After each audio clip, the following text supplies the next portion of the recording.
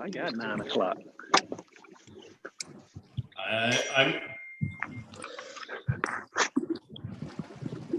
They're rolling, huh? There we go. Here I was screwing around out here. Wait. Well, here we are, guys. We are live. I'm gonna run our promo. All the mics are hot, and the Altus Cup is about to start. I've got. Here we go.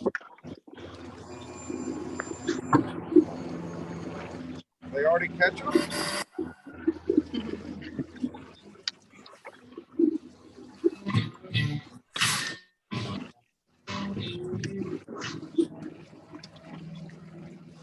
Bobby, you made a cast yet? I have not. Okay, I just checking. Are we supposed to? No. Oh, we're not allowed to cast yet. No. Greg hasn't called lines in. Oh, shit. I was fixing to trail it out there. Hey, Madeline, can you hear me? Till it started. Hey, Misty. Hey, Madeline. If you're just joining us, we are live. And Greg Hackney, I'll throw to you. No, hell. All right, gentlemen, start your engines. 3, 2, 1. Good luck. Here we go.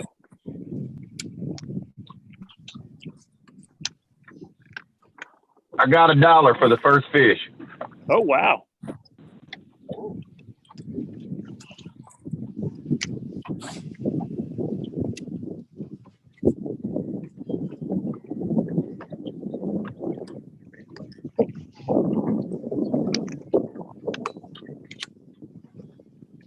Undoubtedly hard on the juice.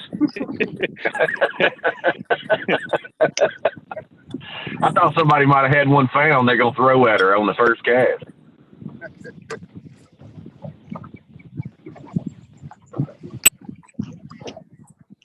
I just got here and was able to idle around just a hair. I'm like, Bobby, I hadn't been to this lake in probably since I was in college. Well, at least you got somewhere to idle around and look for something. True. I'm 4 foot of water max today. Well, I'm not about the same way. Bobby, did you just start on top of that other boat?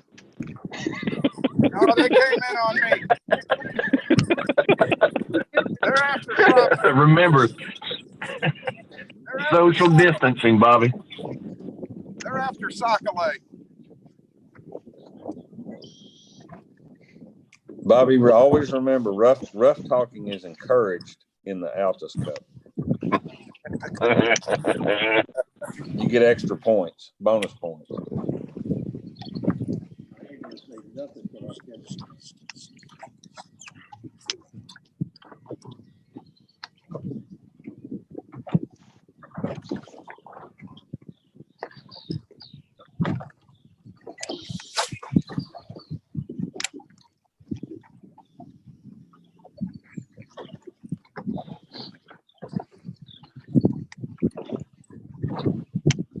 So we're gonna all have like an hour head start on Timmy. He's still on Central Time. Yeah. Yeah. Yeah. Hey, Steve, can you hear me? I can. Nice. How's it looking over there? The weather good? Weather is a little cloudy, but the cypress trees are looking really pretty, Walker. I can promise you. I've not been around the cypress tree in about. Yeah, that's right, baby. I've not been around a cypress tree in 10 years. That's funny. Yeah, I'm on Douglas, and it's came up like 12 feet in the last few days. It came up 10 of them in one day. We had all that big rain, and it is. I ain't seen it this high since, I don't know, last summer. I don't know. It looks fishy, but I don't know if it's scattered them out so much it'd be hard to find or what. We'll see.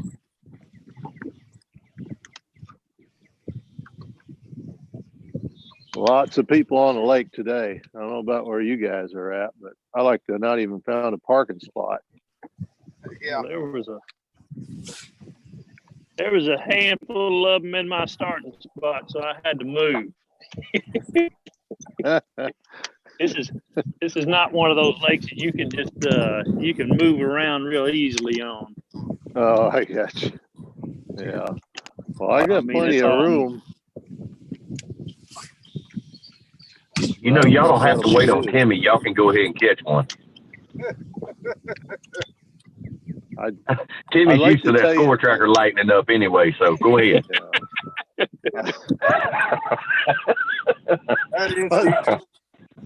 I'd like to tell you I'm not trying, but honest to God, I am trying to catch. I'm kind of thinking I like being on this side better than the other side because I can heckle from over here. It's awesome. You know, I've always thought that what professional bass fishing needed was hecklers. Yeah. Well, they got one today, Bart. He's coming. I promise you, if they go long enough without catching one, I'm coming out. I've always wanted to ride around. I always used to tell Z I wanted to ride around and follow you guys wearing a horse head, one of those big horse head masks and a sombrero, and just roll up and go, "You throwing that here? Really?" Yeah. Hey, I have that in my head all day, every day. So you got one.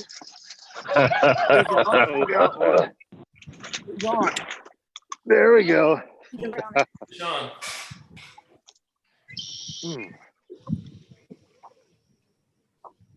There we go. First one. Walker scores. Yes.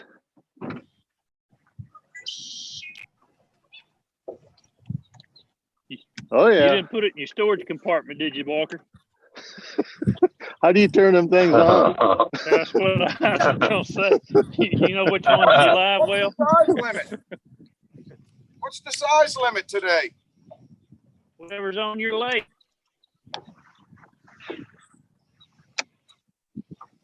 Yeah. Bobby done went to a slot lake.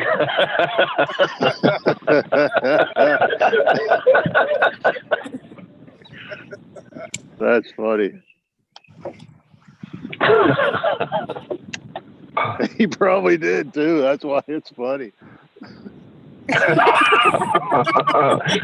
Maybe we'll get him arrested today on this. It'll be even better. make him keep some undersized fish. Yeah. Hey, you guys are. He can keep one over.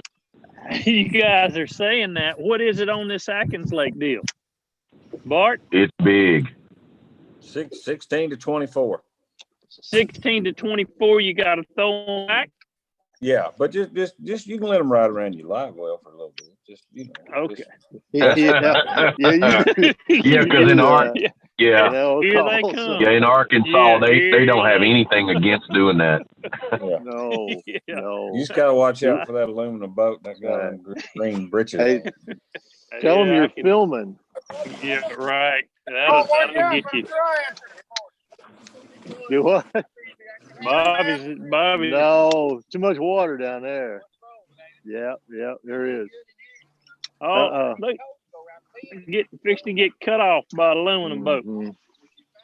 Yeah, I know it. No, we're just doing a live video deal today. Yep, and so we're fishing from 10 to 2.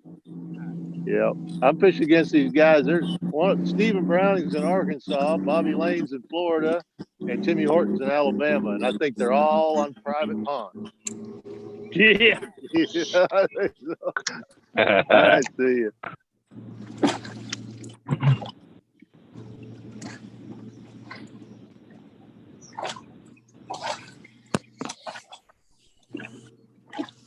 Yep, we had they're a all on private pond, but yeah, all of them are on private pond.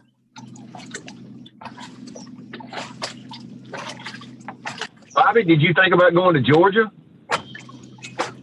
What'd you say? What? He wanted to know if you thought about going to Georgia. Why would I go to Georgia? Because that Florida fishing don't look very good.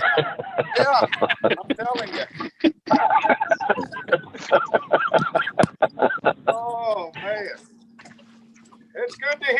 you, Hack. It's been a while. Yeah.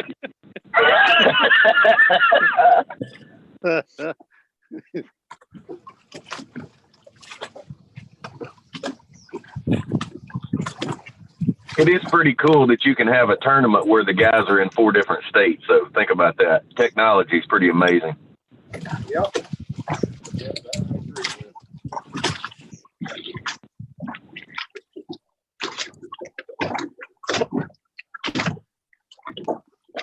I think I should have brought my crappie poles.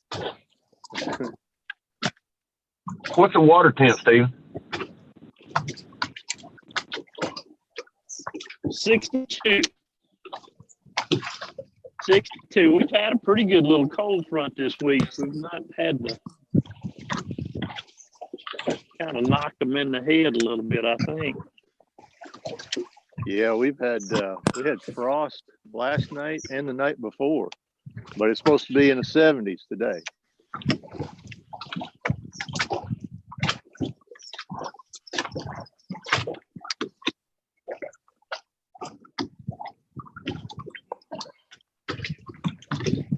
Water's cleared up back in this creek. I'm sure this was real muddy the other day. Real muddy.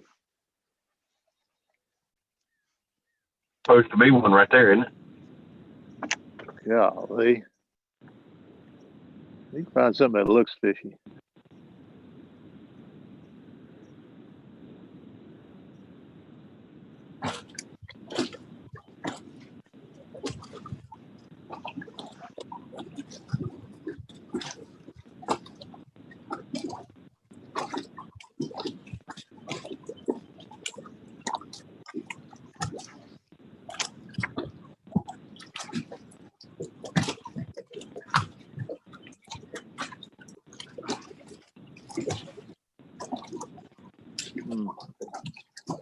I don't understand that.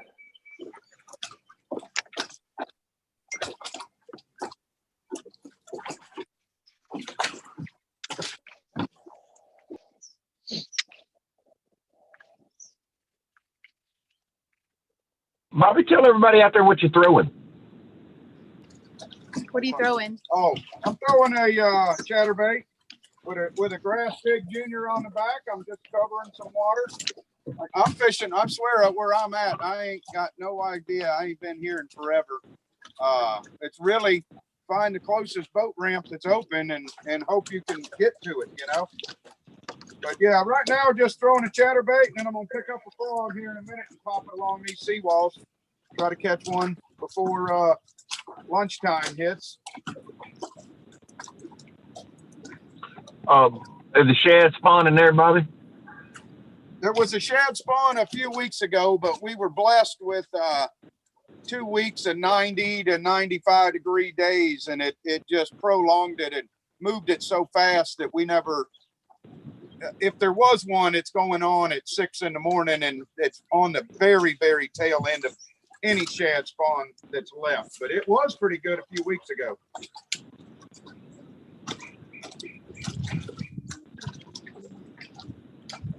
Now I'm after them bluegill bashers. That's what's coming on next. Now, does that lake have any vegetation in it? In this canal, they don't keep the vegetation in the canals. They spray them pretty, because a lot of boat traffic comes in between these lakes here. I'm up on the north chain. But the lakes themselves got eelgrass, peppergrass, and once I get into this other lake, we're going to start running around fishing some of that grass.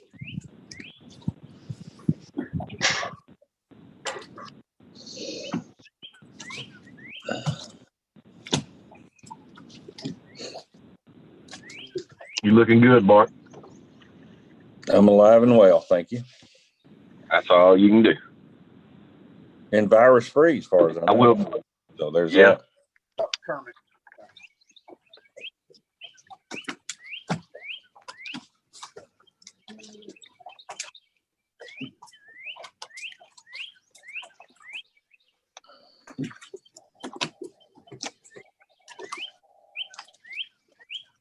For anybody out there who's watching now live, I've got David Walker, Bobby Lane, Stephen Browning, and shortly Tim Horton, all competing against each other on home lakes or public lakes, and they are ready to take questions. If you head over to YouTube, we can take your questions, feed it to them, and we're just going to keep running here. We're doing best 5 today, and I just encourage you to keep your eyes, in particular, on Bobby, and let's make sure his well doesn't have anything in it before we get started. Oh, I didn't even think about that. Oh, wow. That's bad. That sucks. It's funny. Bobby catches one every time the camera goes dark.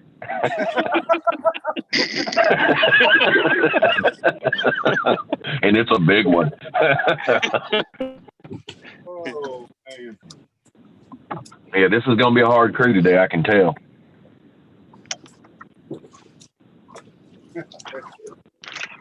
There he is. Uh-oh. I don't know. It's brown. Oh, Stephen Browning got a keeper. Yeah. Yeah.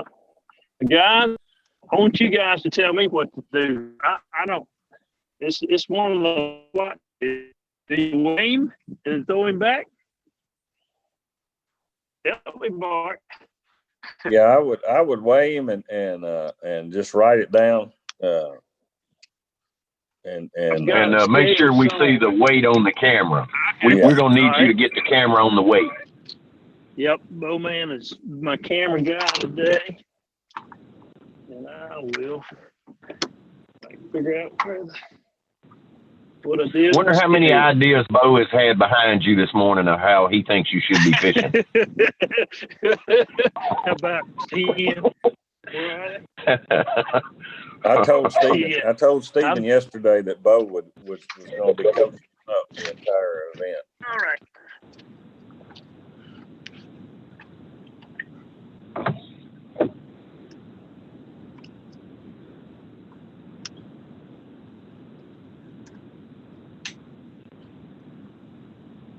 .17. That's a good one. Here we go again. Here we go. About 340. I'm gonna hit enter. 246 or 346. Here we go.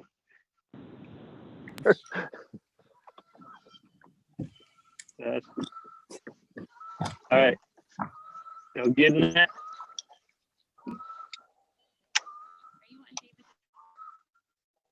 I don't know about them, but I'm gonna wet him down.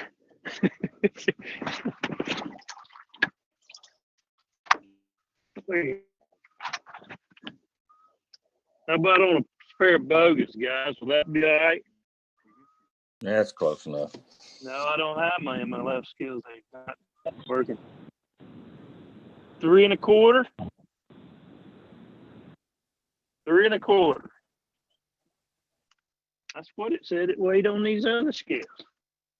Let me do him again.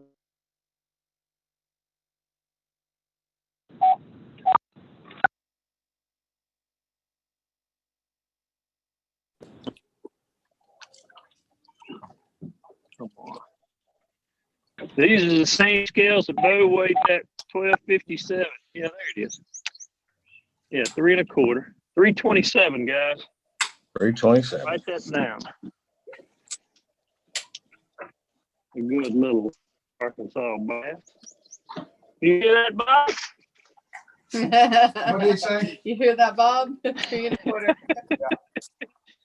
That's more than I've caught in Florida in 3 tournaments. All right. We're off and running. Off and running. Caught that one on a mag Faddis. That's just that's a 7-inch, just straight tail worm, black and blue. Caught it off this little grass patch. So got a floater up here. I don't know what it is. Pick her up, Bobby. floater right there. Look at that. That looks like 3 1/4 too. We tied. We tied. Look at there. Bobby's gonna get a dead fish penalty and a catch and release tournament. Oh no! God, that wasn't supposed to happen. He must have fell apart. Woo! God, sorry. Sorry. Now that stinks. Gross. Oh no. Bobby just got the virus. I've had the virus. Maybe that got it away. Oh, did that stink?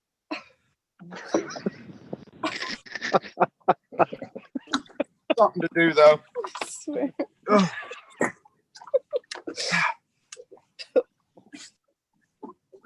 Part of it.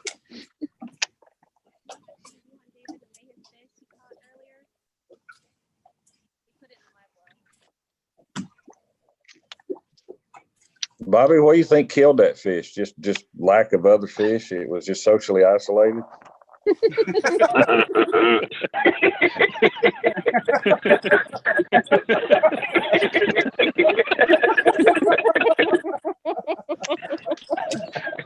Oh, God. Bad of loneliness. Totally lonely. Heartbroken. Oh man.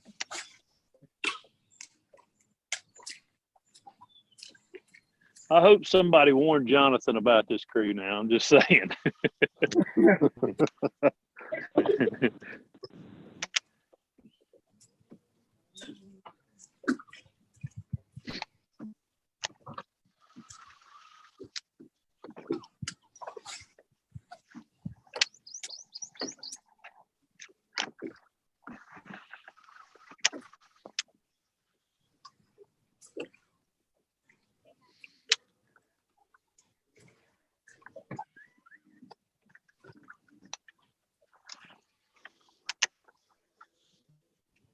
Is Timmy even fishing yet?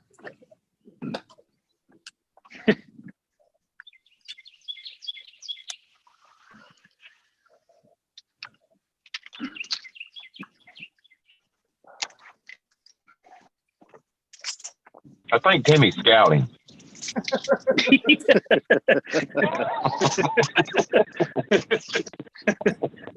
That guy with the fish is late.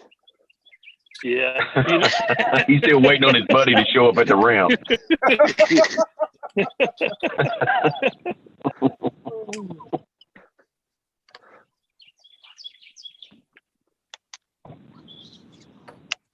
I just got a message from Tim. He said they'll be done at Red Lobster. They've tried everywhere else. They're looking for bass now at Red Lobster.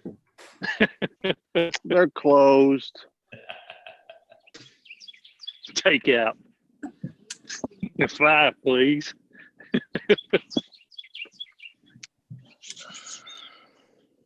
Timmy probably had to slip in a turkey hunt this morning before he started fishing. That's what I was thinking. Or launched and heard Yeah. one gobble and went to the bank. Yeah, and that ended the fishing right then. It was time to turkey hunt. Yeah.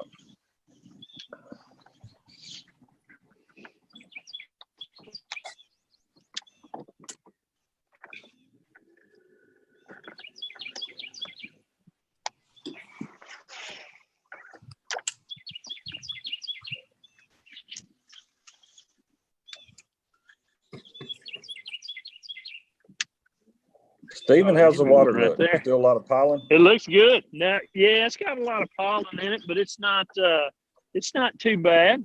It looks pretty good, really. I just came straight across from the ramp. I went down and milled around down around the dam area, and there was a handful of boats down there. So I just shot across the lake and idled up till I found something that looked decent. So it all looks good. That's the bad thing about fishing a place like this. Everything just looks so good.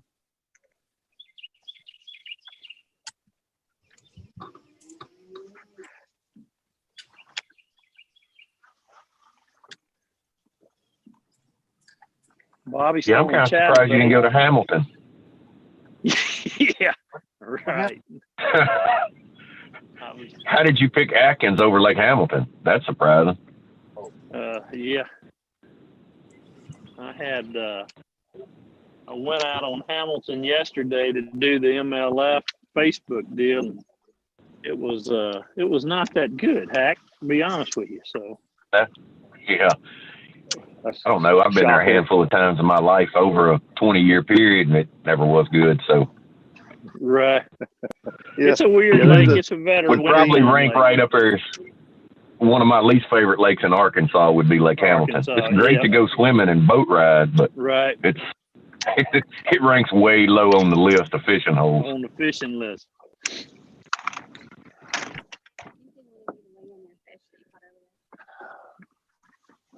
Hey, are we gonna keep our fish other than Steven, or how are we gonna do it? We're gonna keep them and then weigh them all, or should we do it one at a time? Whatever you want to do. What do you feel most comfortable doing, Dave? I don't care. I mean, we only got a 12-inch size limit, so keeping them ain't no big deal. It's not like I got to worry about that. So I don't care. Whatever you guys want to do. Yeah, don't matter to me. Be great to keep them, I think. Yeah, well, I don't keep them. No big deal. I'm just cutting across. Right? Bobby, you gonna keep one? I'm gonna keep every one I catch.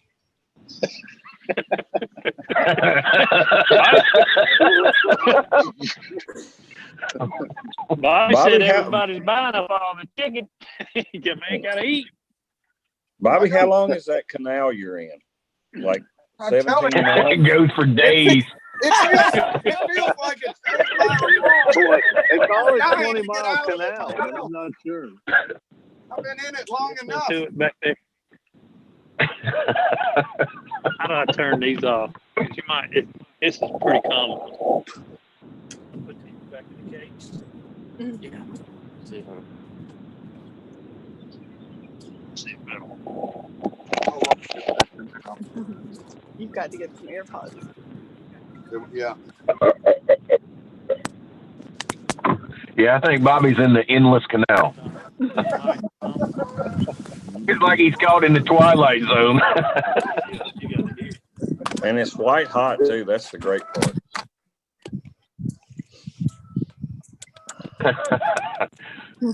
Bobby loves the bulkhead. I got faith in you, Bobby. I know you're gonna capture one in there. Can you guys hear me? Well, they die in here. We don't I know. think they die in here. We don't know if they live in here. This thing's so maybe they come there to die. Yeah. They ain't in here eating frogs real heavy, I can tell you that. The frog spawn is not happening.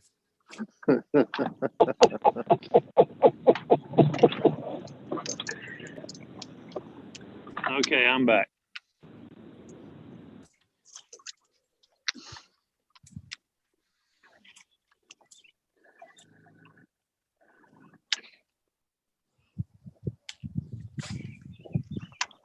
Hack, you been sampling any crawfish lately? I have. Before this storm deal hit, we had planned I was going to buy a sack today, and the price. I will be honest with you, with the quarantine, the prices are really low. They are bad cheap right now. You can get all you want. They probably got plenty of them. I saw gas. And they big too. You can get for $1.04. Oh wow! Yeah. I wish I had a tanker load of that to hold on to. I think $1 when I was driving up here to Arkansas. I think $1.39 is the cheapest I've bought any. Well, it's funny on I-30 it's $1.04. On I-40 it's $1.40. You know, $1.35 to $1.40. It's like wow. Yeah, it was still $1.70 at my house when I left. Wow. Yeah, and I live 30 miles from the refinery. You know, I don't know why it's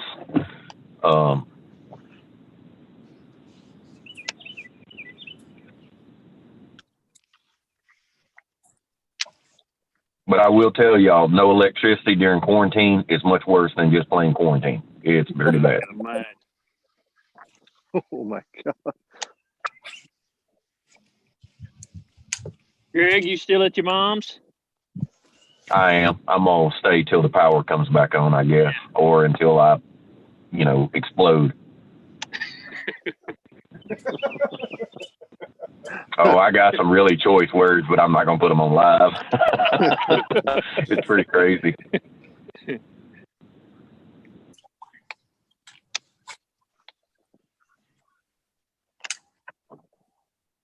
So this will be day 6 with no power, I guess. Wow. Yeah. Yeah. Days without power. Yeah, from all the Yeah. storm. Yeah, that storm was pretty bad. Here there were no tornadoes. It was all straight line wind, but it just blew down miles of forest across power lines. I still think, as of last night, even the town of Star City did not have any power. There's like 2 gas stations with generators going, and other than that, that's it. Greg, when was it? Was it in the 90s when we had that really severe ice storm in South Arkansas and people went without power for like 40 days or something? They literally ran out of power poles. We could not get enough power poles to replace all the ones that were broken. It was a bad deal. It seems to be with this deal, it's the major lines that were the issue, not necessarily just the county's lines, but the lines that come from across the country, wherever they get their electricity from.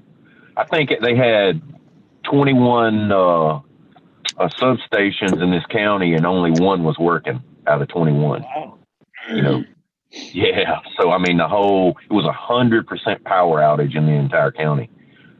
But some of the ones around were like that, but they've started. I looked at the map this morning. Some of them they've started to get back open. So hopefully, here it'll be. I've done some bush hogging, dug a bunch of trees around, cut some firewood. That's about it. A lot of fun. Yeah, a lot of fun. The weather's been really nice, though. Appreciate it. Yeah, it has been. In the daytime, it's been nice and sunny and warm. That's because we ain't had no tournaments. Bobby, we've got a question here. Right. They're wondering where you're fishing. Where are we? Lake Haynes? I believe we're in between Lake Haynes and Lake Rochelle, which is the north chain of lakes, and Winter Haven. And let me tell you, this canal between them is plenty of distance. They could have put another lake in between these lakes as long as this thing is. They might ought to start thinking about stocking. Oh! Logger! Uh-oh. Well, good morning. Uh-oh. I hear some splashing. Oh. That's Good not morning. good. Bobby Big Fish has captured a bass. Attaboy, Bobby. Oh, Well, I don't know how we do. Do we put these things in our live well, or what do we do here? Yeah, throw it in there. You still got pumps? Yep, throw it in that live well. Probably about a 211, looking like what Steve Nice. there. Yeah. Nice.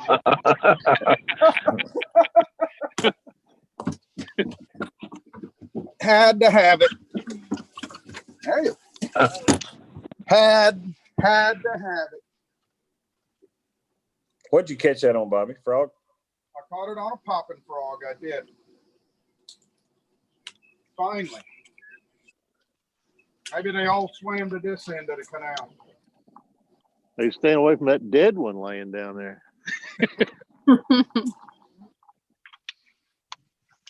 It seems like a pattern, Bobby. They're about 2 miles apart. Yeah, yeah. Yeah, fish the straight banks, Bobby. Try to get to the next one before it dies. See, the first one you got to, it was already dead when you got there. Oh, it's going to be a long day. Hey, we're here to help. We're here to help. That's what we're Yep, I could feel it. I could feel the love.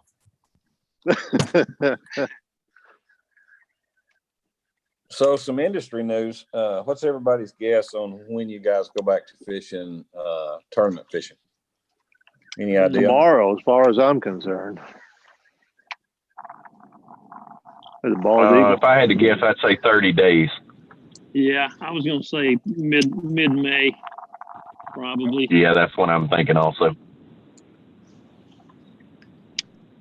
Predictions on ICAST. Does it happen or not? All that matters is which ones get through phase 2 so we can all get to our travel bans back. Yeah, I don't know. I'll be honest with you. I'm going to give ICAST a very, very low percentage of happening. Yeah, I agree. And even if it happens, I think participation will be so low. Right. Because I think as they lift the restrictions, they're still going to be against having large groups of people in close proximity. So, that's one of the things about our tournament trail is that we don't have weigh-ins. We shoot everything live, when you're just in the boat with your boat official, which are separated by 20 feet. So, that makes it a little easier for us to get back started because we don't, we're going to stay away from the large group deal. So that's a positive. David Walker. Got another one. Walker, you're either using the spinning rod with some braid on it or a big stick. I'm using big stick. I caught that one on a spinnerbait. I caught the first one on a jig. No, that's just me wheezing. Okay. Trying to reel one in. David, we've got a question. A viewer would like to know where you're fishing. I'm on Douglas Lake. It's real close to my house. Only about 15 minutes from the launch ramp at the dam there at Douglas. And thankfully, here in Tennessee, the TWRA is actually encouraging people to get out and go hunting and go fishing. So we haven't had any of the shutdowns.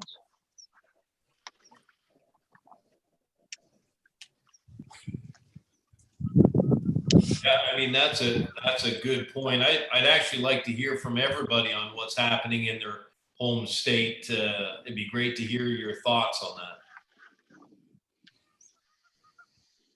Well, I'll start it off. I'll be honest with you, our lakes have never received as much fishing pressure in a short period of time than they have over the last month that I've been around. I've lived there on Lake Hamilton, and I mean every day, which I'm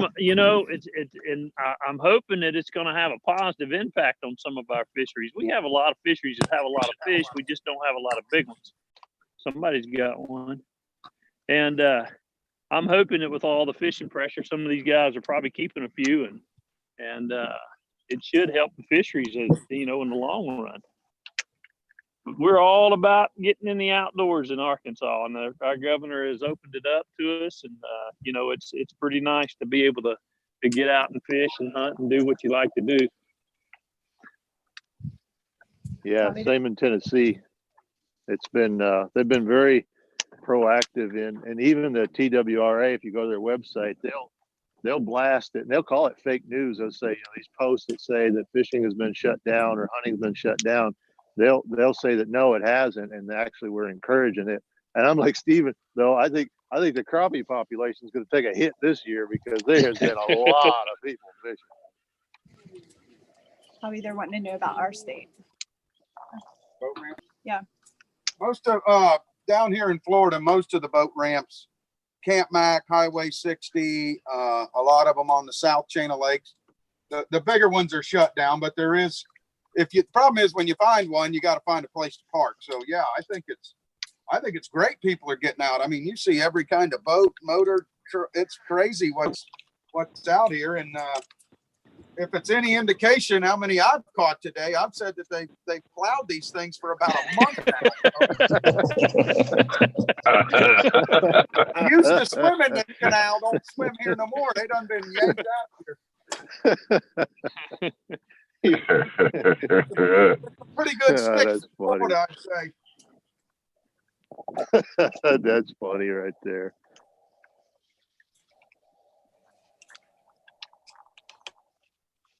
You know, hopefully after all this is said and done, there's a lot of people that are fishing right now that typically don't get a chance or, you know, haven't had the chance to go fishing before. And we'll actually have more fishermen after this is over than we started with.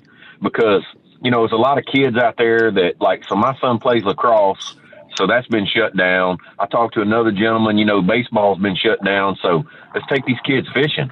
You know what I mean? Let's give them an opportunity to try something new that, you know, because fishing is something, hunting and fishing is something you can do all the time regardless, you know. So, you know, in a way, I do feel like there is some positive to it in that there is a lot of people fishing and probably a lot of new people fishing. Yeah, I agree. Good point, Greg. It is good chance for people that haven't been to go give it a try if they've never done it, or people that just do it some to get a lot more involved in it. And I will tell you, it's the same way at my house that, I mean, like Thursday is the new Saturday. I mean, you can't hardly find a place to park. You got to go early, and which is good. You know, I mean, I'm like, it's pretty exciting to see that, you know, that people are turning to fishing. It's also a great stress reliever during this, you know. I mean, I fish quite a bit during this myself. My son and I, we fish every other day up till, you know, this week, and I've enjoyed it. You know, we've had a good time. What you got there, Stephen Browning? Uh-oh. Stephen's captured another one. Captured another one. Good one. I'm going to say that's a little better. Uh-oh. It doesn't sound good. I'm going to say that's like a 4 1/4 maybe.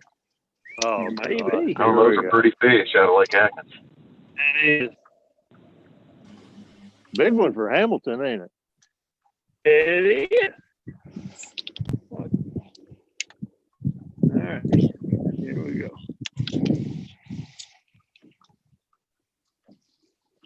About a 4.74. Ooh. Whoa. Oh, gosh. Okay. That's a wrap, you know, guys. That fish is, it doesn't look like it spawned, and it's a little roughed up. She was a little roughed up, but she doesn't look like she has spawned yet. For some of you guys that may be. All right, we're going to do a little idling. Good luck with that, Bob. Thank you. Thank you. Man, I'm telling you. I thought he was fixing to start graphing. It's time to start looking for a school. Well, that's probably what Timmy's doing right now. Yeah, Timmy's lost. Either that or they can't tell time over in Alabama. I don't know which it is. That time does seem to be pretty difficult. They struggling with those big numbers. You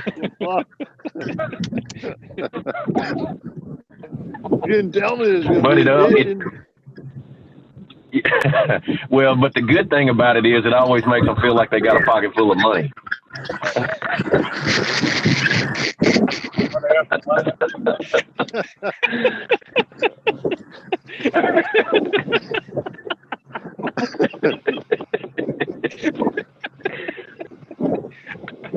That's funny. Go Tigers. That is funny. I'm going to have to use that one, Hack. I'm just going to tell you, Bob. I'm going to have to use that. Yeah, it's probably not healthy for me to sit around and have time to think about things.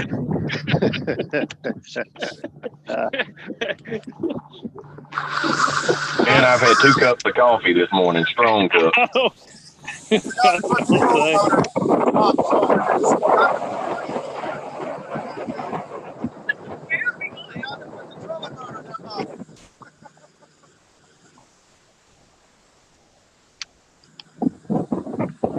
That's an interesting idle technique there, Bobby.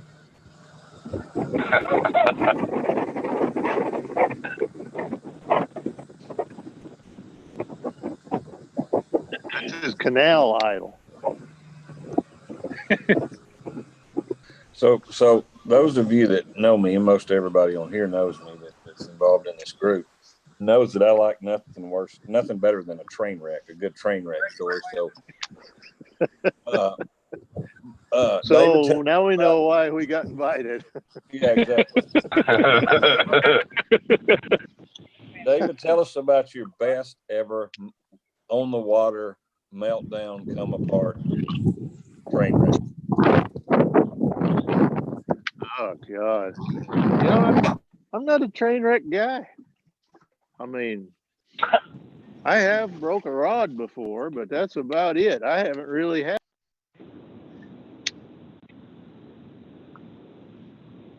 a whole done it.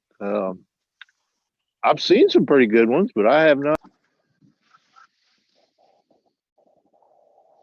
Have you ever seen anybody truly get really rough talk during a tournament? Not personally been. Oh yeah, yeah, I really have. I remember one. I'm not going to give you a lot of details, but I remember one that was epic because of the length of time that it lasted, and it was when we were all at Green Bay, and it was unbelievable between Rick Morris and Aaron Martins. That was the longest lasting meltdown I've ever seen in my life. It went on for hours. That one was that was something to see right there.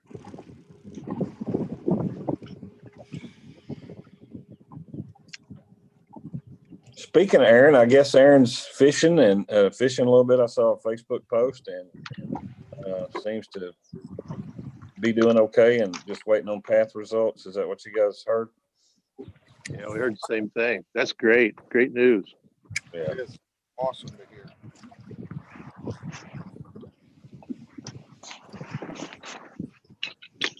I mean, it scared me to death to hear Aaron was sick because we all know Aaron's by far the healthiest man on tour.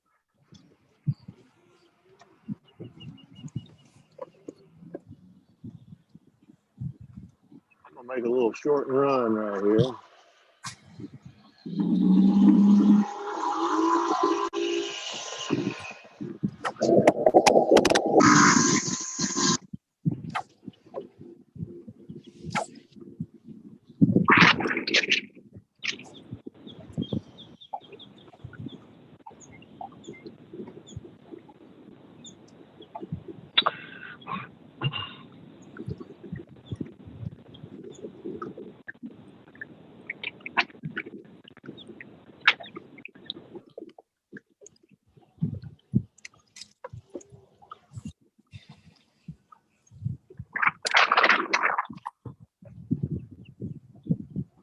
Do we lose Stephen?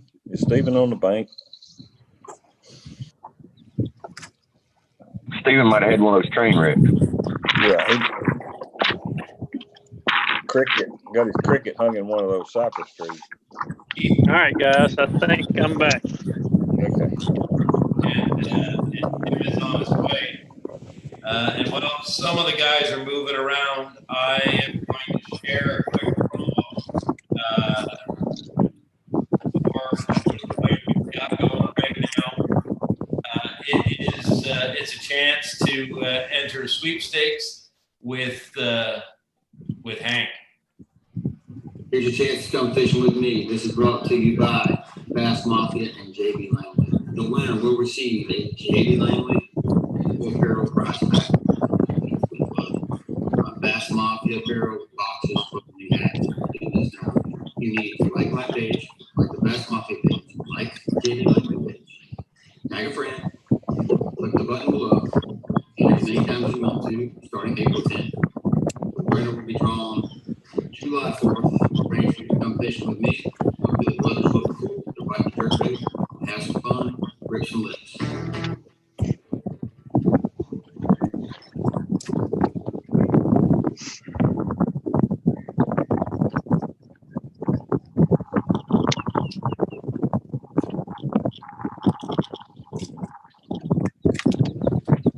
That was a great win, Hank. I was really tickled for him. a good chance to learn a lot about fishing a jerkbait, whoever wins that.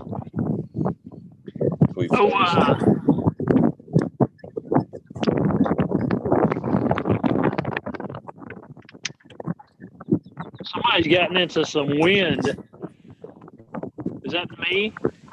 No, I think it's Bobby. I think Bobby got out. I'll see if I can't turn it a little bit. There you go. That's good. Now, what about that area you're in now, Bobby? What's that like? This is what it looks like to me is a big old point. What it's got is a bunch of eelgrass and coontail stuff growing out off it. I'm out in 8 foot of water here, and it's still growing out pretty far, and it continues to go down this cattail line. Just trying a little bit of offshore stuff. It's a good spot. I know there's probably some fish somewhere around here. It's just a matter of getting this chatterbait through the right patch of grass where one will hit it. It's real thick though. I think this warmer weather we've had has made it thicker and thicker. It's not matted up, but maybe the farther out I can get of this stuff, I might be able to catch it.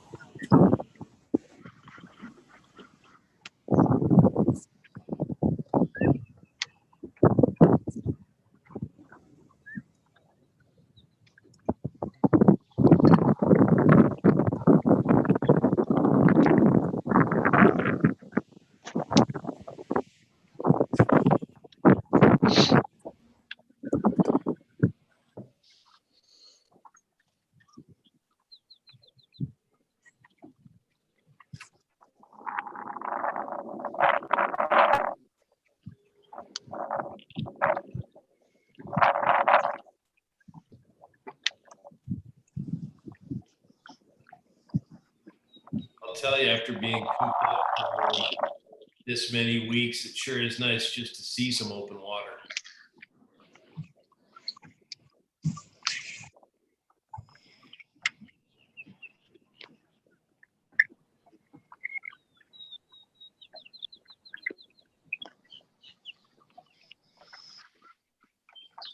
Do we need to call somebody to check on Timmy to make sure he hadn't had a wreck or something? Or I'm like, did his truck run out of gas? Or he's idling. Yeah, he's still idling, looking for that mother. Hitting that mother load. He'll pop on there and make him about 25 casts and catch him 5 big ones. He'll go. Yeah, I've seen him doing more turkey hunting than I have fishing here lately, though. yeah. You know, I even told Timmy that I felt like this quarantine was going to hit him just about turkey season. It's funny who scheduled that. Yeah.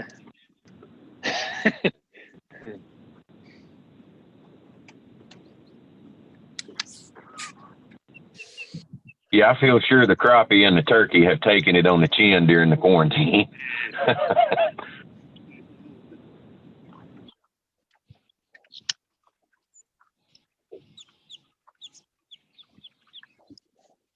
It truly amazes me how many people have taken advantage of the Garmin live scope in the crappie world, and they are wrecking them.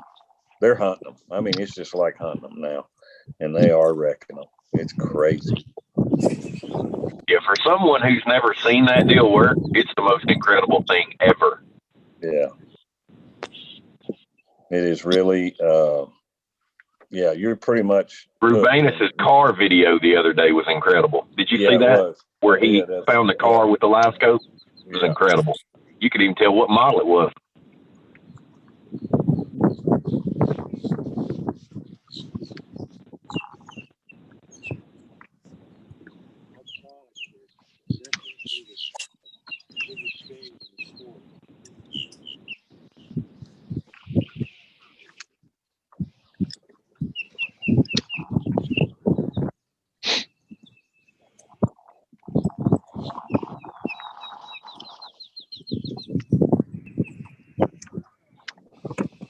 Steven, you still flipping that worm? I'm still flipping the worm, Greg.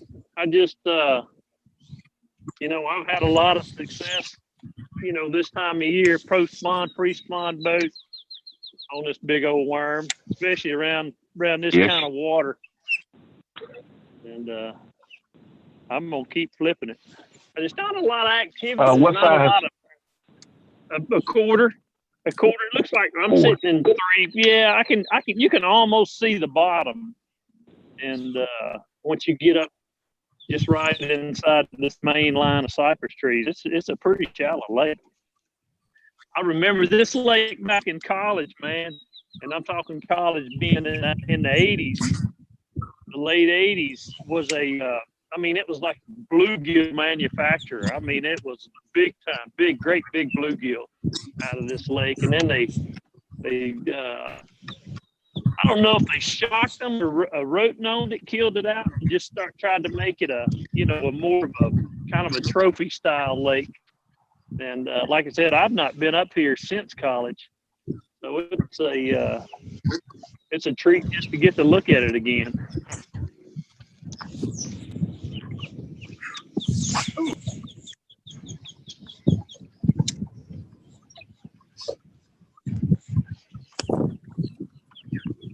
Stephen, what? I don't think your audio's working. Ask Bo Browning what he would be doing if he was fishing. Bo, what would you? Mark wants to know what you would do if you were fishing here today. Mark wants to know what you're doing wrong, Stephen.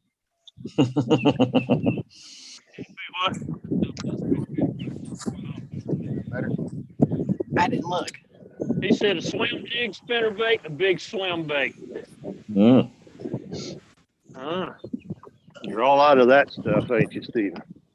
Yeah, I'm all out of all that.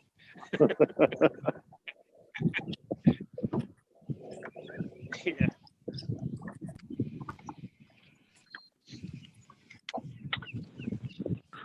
Well, gentlemen, I'm gonna leave it with y'all for a little while. I'll come back and check on y'all. It's breakfast time for me. Oh, nice. So nice. Yeah, you're gonna miss all I'll this. check back to see how it's going a little later.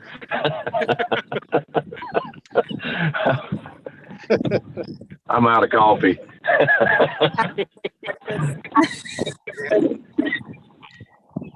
What are you guys doing? Hey, I see a Horton. Horton, here's a who? There we go. There he is. Right on time, ain't we? Yes, sir. Every time, right on time. Uh-huh. What's the score so far, guys? It's the Stephen Browning show. Stephen Browning is showing out. That's what I heard. I got 2, Timmy. Just 2. I've had 2 bites. Yeah, good one. Weighs 11. Oh, God. Oh, Lord. Stephen, are you looking at them? How you catching them? No, I'm in a little cypress tree lake that just flipping a little worm around some cypress trees. Well, you should have told him you were graphing them. I'm offshore, Timmy, right out in the middle of the lake. On Pickwick. Well, hey, I am about to head. We just hit on this little smallmouth spot right here real quick, and I'm going to be on cypress trees the rest of the day, too. So the viewers are going to get to watch plenty of that. Yeah, there we go. We don't get to fish a lot of places that have cypress trees, anymore. We used to go to Santee and scored. There we go.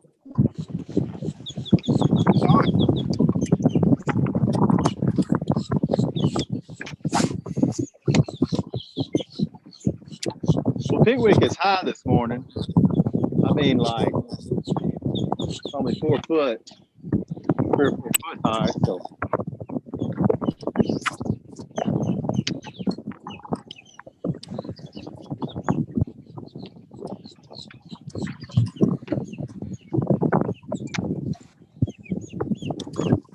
Well, I got them figured out over here on Douglas. I caught one on a jig, one on a spinnerbait, one on a chatterbait. You dialed in, ain't you, David? Yeah, baby. Yep. So I don't know if that's random or if that means they're biting anything. No, that means they're biting everything. Where is Bobby fishing at today? I am up on the north chain of lakes. There's two lakes up here, Rochelle and Haynes Lake. I got you. It's about the only two places I can. Well, number one, I had to have service or I'd have been in a strip pit, but it's one of the only places I can get a boat ramp. Yeah, I told him on the way up here, I said, Bobby will be in Kenansville. He'll have 35 pounds before we ever get started this morning. Well, you give him a head start, Timmy. Well, hey, this shutdown's got us messed up every way but Sunday. And, yeah, we said 10 to 2. We didn't assume to look to Eastern or Central or any of that. So, hey, I need Greg Hackney to let me know that I can fish till 3. That's right. God, I had one knock some crap out of it right there. Oh, they're on that chatterbait, Walker. He was. God, he hit that thing hard. Isn't it funny how some of them fish that hit so hard you just don't hook? That was a white bass. Well, it could have been. You're right. That could not out of the realm. I love white bass. Hey guys, this is cool. Are we allowed to phone a friend in these things? Phone a friend. No. Oh God. Oh man. Hey, I done used 2 lifelines this morning. Baby? I don't think you got a yes, Bob. Is Hackney the tournament director? Are we allowed to phone a friend? Yeah, and he's not here. Oh, he's at breakfast. I'll ask him when he gets his coffee back. Yep. He's up at the old Waffle House. This is pure magic, guys. We need to do this in all of our tournaments. Yeah. Love it.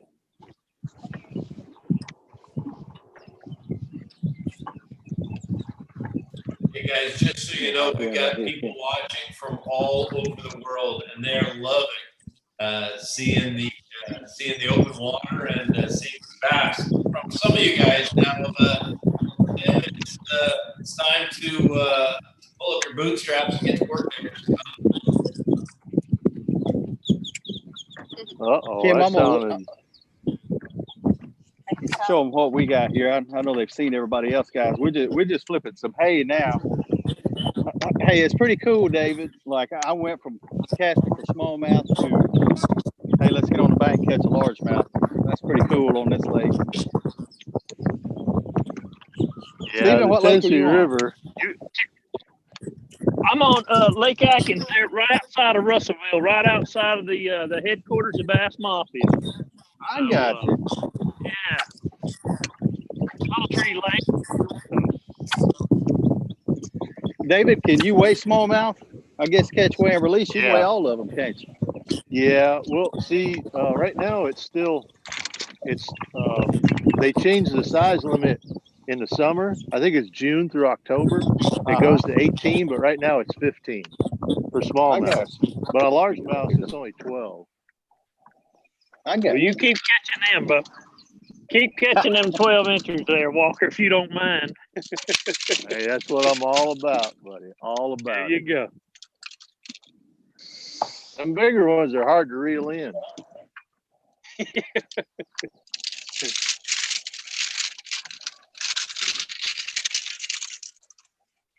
Oh, see, I'm organized here. It sounds like it. I was going to say. You guys got you a turkey yet? I recognize that sound, Timmy. Is the reason I knew. Peeling out of the rod locker, in a panic mode. I hear that. I step on them all the time. Timmy, we actually thought that maybe you had started fishing and heard a turkey and just had to go to the bank. Yeah, that I got my call out here. I brought it with me. Oh, there's a shotgun in the rod locker. That's why you're having a hard time getting them rods. I can tell you that's standard operating procedure this time of year at Bull Shoals. I think everybody up there's got a turkey call and a camo suit and a shotgun in a rod locker. No doubt. Love it.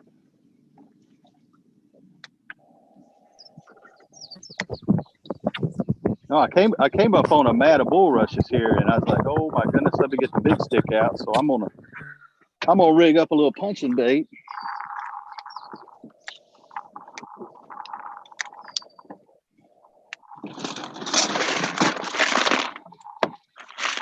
Bobby Lane, seen any more floaters? Floaters. No more floaters yet. I had a bluegill pop, and then I saw the gar. So at least where I'm at, they're got some action. That sounds exciting.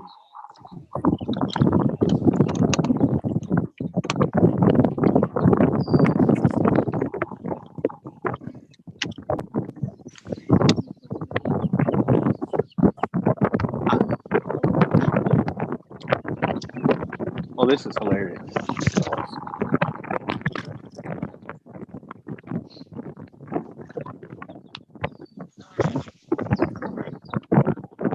Recognize that sound?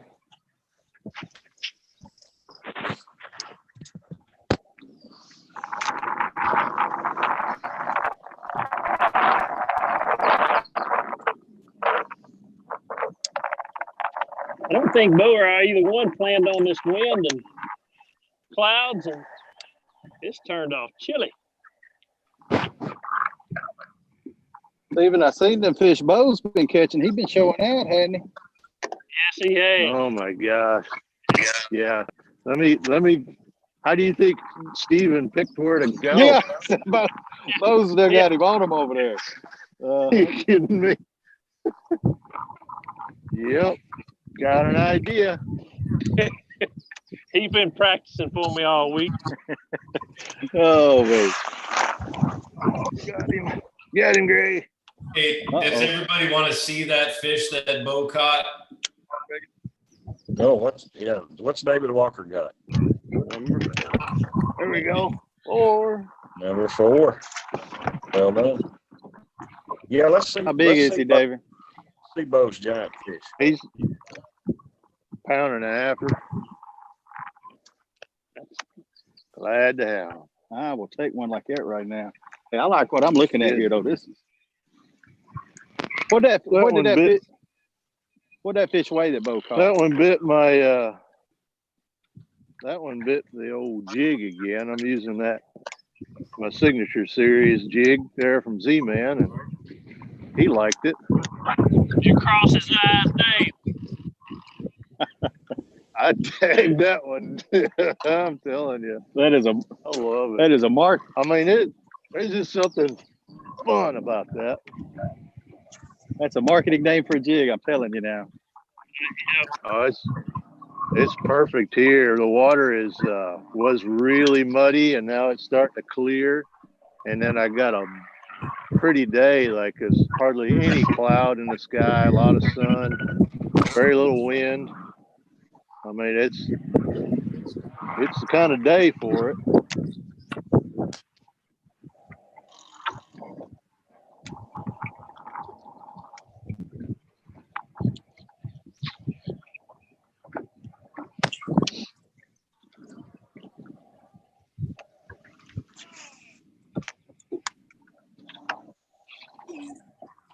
Jonathan, throw up that picture of Bo's fish, can you? Let the viewers have a look at that. Let's watch this little video cut. I think. Yeah. You don't see many in Arkansas like this.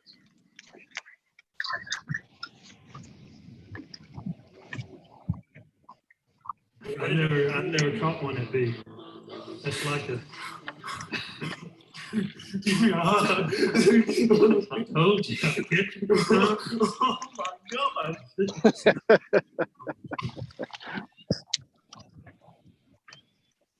12.57 pounds. Roe Browning. Oh, he's got 12 pounds. Joe Browning. Son? Today? Just showing the video. 12 pounder. God, that's a good one. Uh-oh. There's a good one. Baby Walker done got on him over there. There you go. I gotta stop this. We gotta go. There you go. Number 5 right there. Sorry, That Megan. Oh one. my gosh. There's another chatterbait fish. That's 5.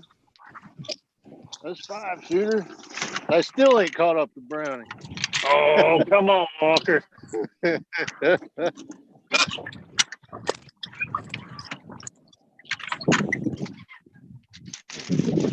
Man, he clocked that thing. Got him. Got him. Got him. Oh, here we go. Yeah. They're shrieking though, Walker. They're shrieking. Uh-huh. I saw a little minnow jump out of the water, man, and I fired that little worm and swam it up through there. Captured me another one. You didn't have your glasses on. That was actually a 5-pounder busted. Well, I'm gonna go back in there. I can promise you. I bet you are. How about a 218? 218 on that one. We're going to move. Nice. Nice. Did you bring a scale? Huh? Did you bring a scale? No.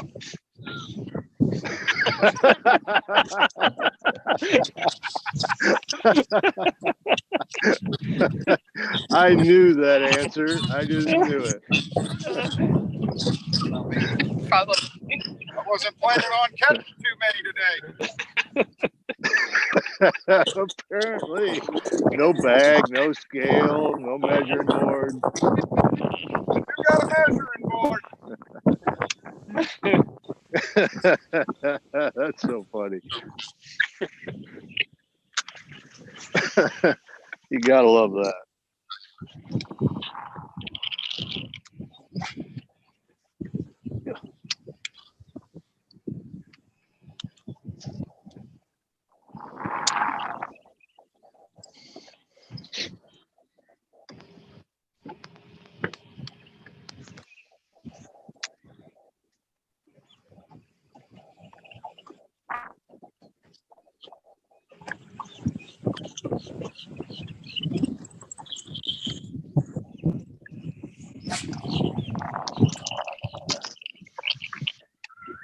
David, I think I'm on about the same pattern you are on. There's one here, one there. You catch them. I have caught everything on this worm. This big Magnum Faddis. And but boy, they're not on the same stuff. Yeah, I'm not surprised just because, like I said, the water came up so much here. Like where I'm fishing at was dry land, 3 days ago by far. And so every fish that I'm around was not there a couple of days ago. So they're all new. And so it seems like they're around a little bit of everything. How much does that lake actually come up and down in a year's time? 53 feet. Wow. That's a lot. Winter of pool water. to summer pool. This sucker is moving all the time. That's crazy.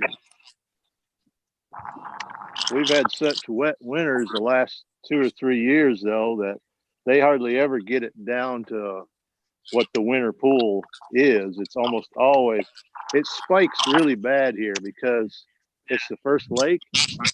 And like Fort Loudon, which is the lake below here, it only fluctuates about 6 feet. And so when there's a lot of water comes in, this just catches it all. So this lake can come up and go down a crazy amount.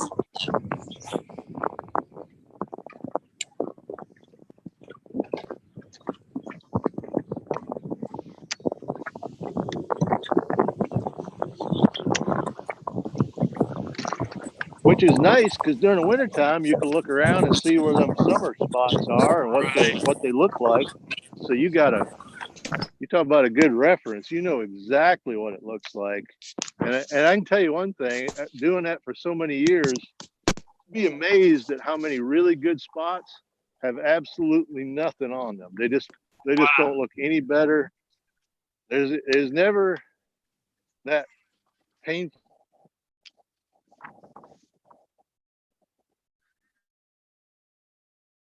water. Just don't hold a lot of fish. And then there's some places that almost always hold them that just don't look like much at all, to be honest with you. It's pretty odd.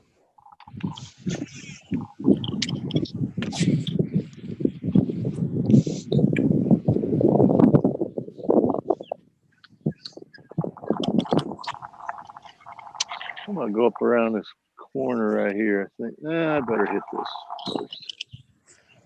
All right, we're going to have a look at the rest of Bo's catch on that monster coming up right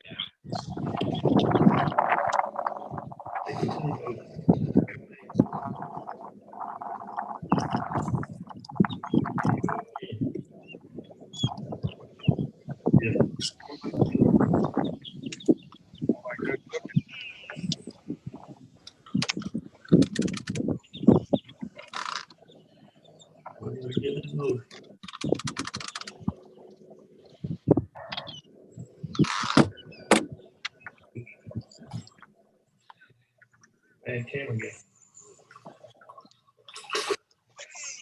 It's like 15 pounds.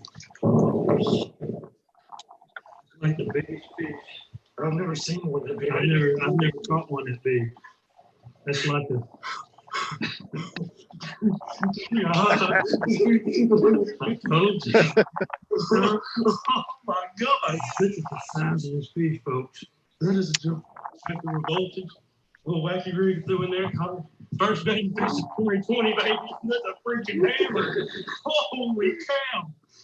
Holy cow. Now we're going to cut this off just for a little bit. So we're going to get her weighed and look there and look at her. And we'll.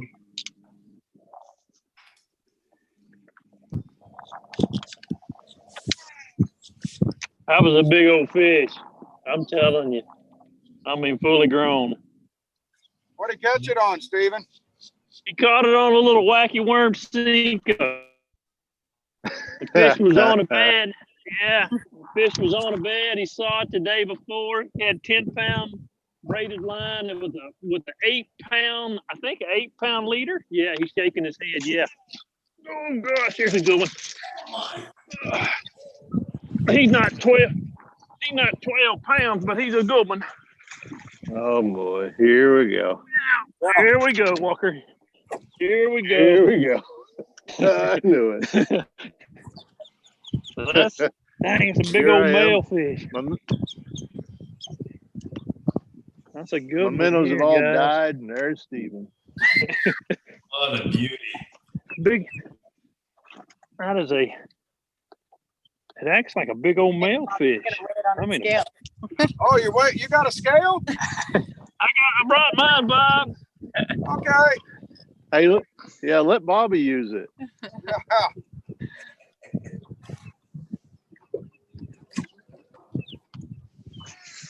402, guys. 402. Whoa. Big old long male. Yeah. Nice. Yeah, that's the.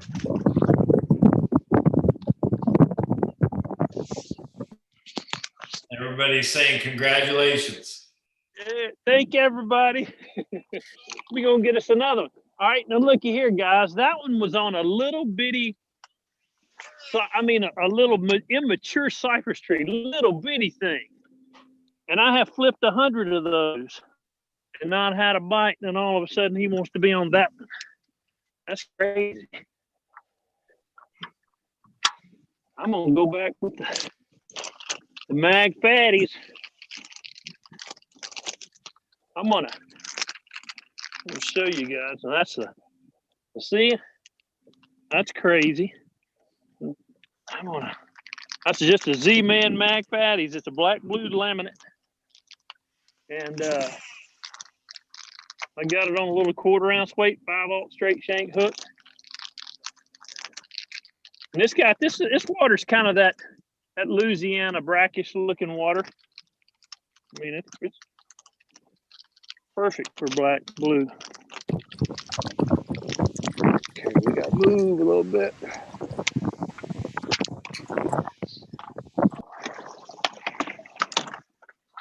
Got to find this a 5-pounder.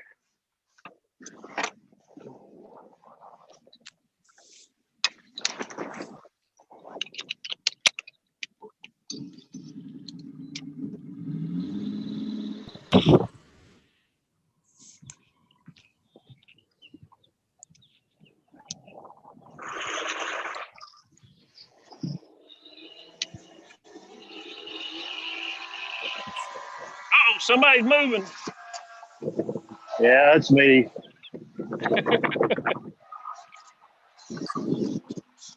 I'm trying to find me a cypress tree to flip. Are they in the willow trees yet, Walker? Yeah, that's what I've been fishing today. I got you.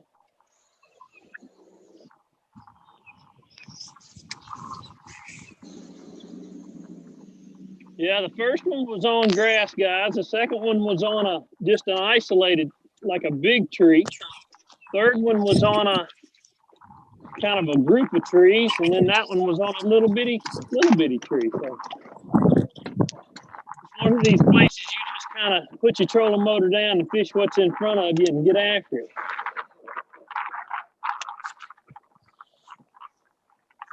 Got me some grass coming up here. See if I can get me a bite out of it.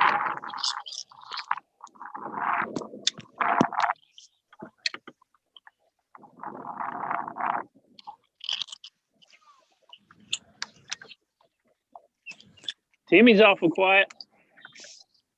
He's graphing. I think, yeah, I was going to say he's back to graphing.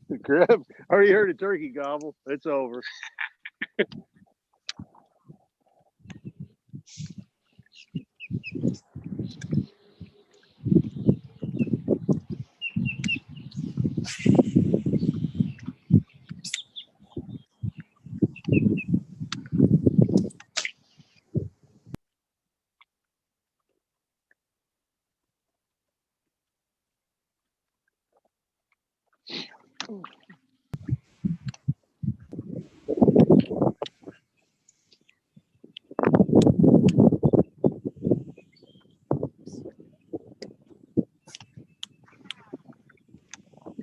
So who's done the most work on their houses? Steven, can you hear me? What'd you say, Bobby? I'm sorry. I mean, in between you catching them fish, I understand you might not be able to hear me. I've got plenty of time to talk up here, but what new construction you done on your home front there? I know you believe it or not, we moved in right before all this happened. Right, we actually moved in right after I got home from Lake Fork, and it's worked out well because I've had a long list of honeydews, so I've got things done, and yeah, man, we're enjoying it. Able to look at Lake Hamilton, and I mean, it's not a bad place to be quarantined, I can promise you.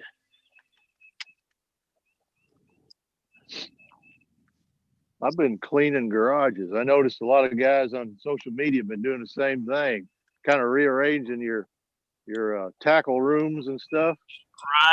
Right. Man, I've been doing that. It was so long overdue that once I got started in it, it was one of those, I wished I hadn't, but I had to finish. Right.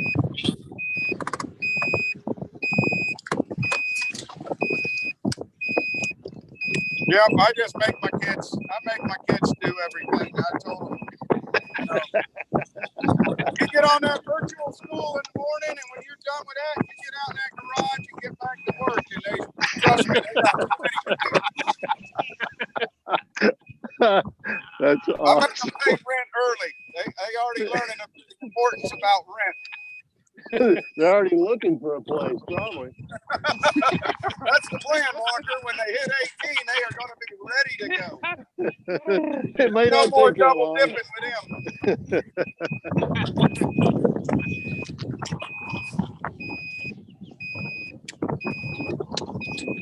Somebody's motor's gonna. Yeah, I was gonna say. Is that you, Bobby?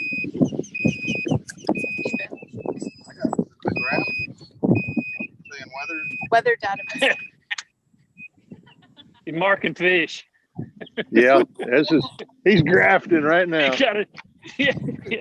David's trying to distract the other competitors. That's right.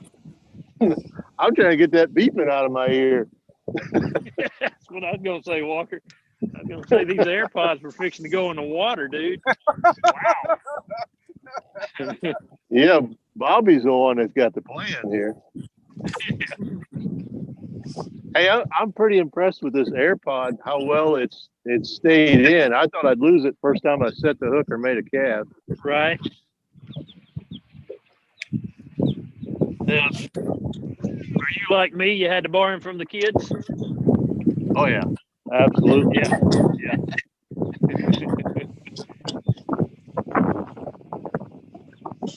Absolutely. Yeah, I was looking for the cord, you know. Yeah, exactly. Where you plug them in at? What the? Can't be right. Mine had a painting class they had to listen to this morning on how to properly paint a garage. So I couldn't. Make them take notes on that one, Bob. How to carefully remove asbestos. Yep.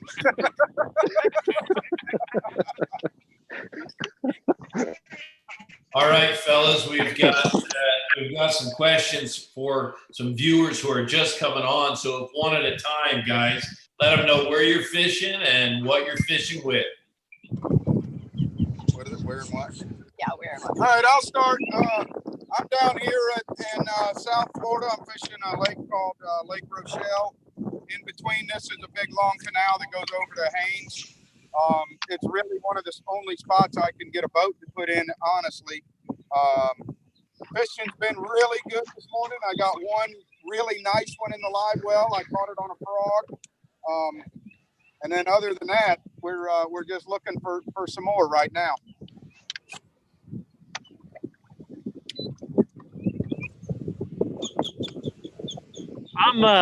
I'm up here on Atkins Lake. It's up around Russellville, Arkansas. It's a big oxbow lake. It's not really an oxbow lake. It's a kind of an old Cypress slough style lake. And I've got started off with a chatterbait, and I've switched over to a Magnum Faddis. This is just a straight tail worm, 7-inch straight tail worm. I've got it on a 1/4 ounce weight, just kind of flipping it around, just a little bit of everything that's what's in front of me, so to speak. So it's a Watercolors kind of, I don't know, it's kind of a little off colored. You can see it's got some clarity to it, but it's kind of a brown stain. So it's but it looks good. I mean, typical cypress tree lake.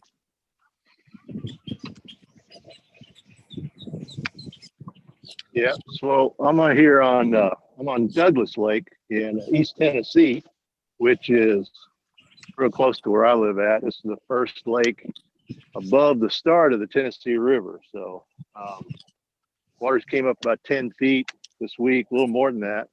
So we got a lot of new cover in the water. So I'm basically just covering a lot of water, throwing a chatterbait, flipping my signature series jig, and caught one on a spinnerbait as well. So it's about fishing around some cover, but keep moving, trying to find, because the fish seem to be pretty scattered.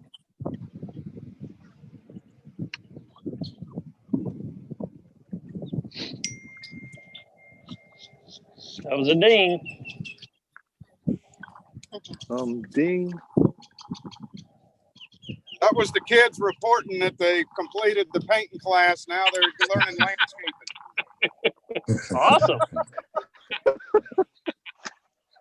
Yep. Yeah, they're biting right here. Seem David to have found Walker's a lot with of it, them got there. another one. Yeah, that's number 7 right there. Dang, These David's all on been fire. about the same size. Yeah, they're biting, but they're Douglas specials, shooter.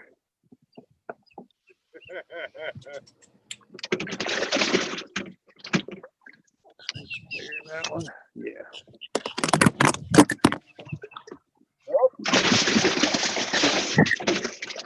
Hey, it's a good thing these Langley shirts dry fast. I just got a hose.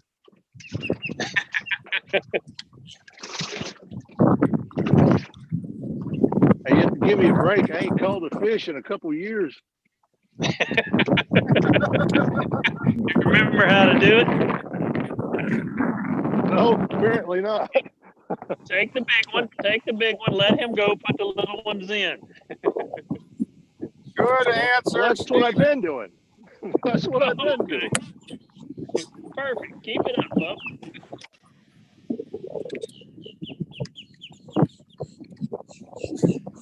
Another one. Do that Wednesday night derby thing, David, where you just put them all in the live well and check them at the ramp. Boy, ain't that the truth? That used to be how they did it too, man. We get the little ramp in the morning. There'd be somebody over there with 27 of them in the box, all look alike.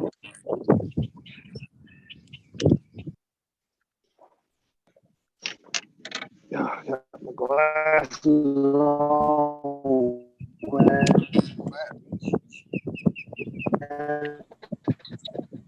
I'm 20. Did we lose Timmy again? I don't know if he's been on there. I think maybe he might have dropped his phone in the water. I'm checking on him right now. Give me 2 seconds.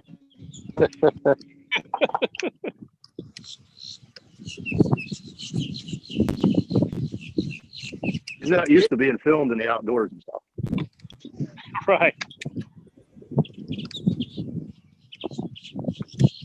How many fish are in that little spot right there? You get another one, Walker? I just missed one right in the same little cast. I'm talking about a little pocket that you can't even put the boat in it. There's just a bunch of them sitting right there in the bottom of that. Oh, Here we go. We got Tim back.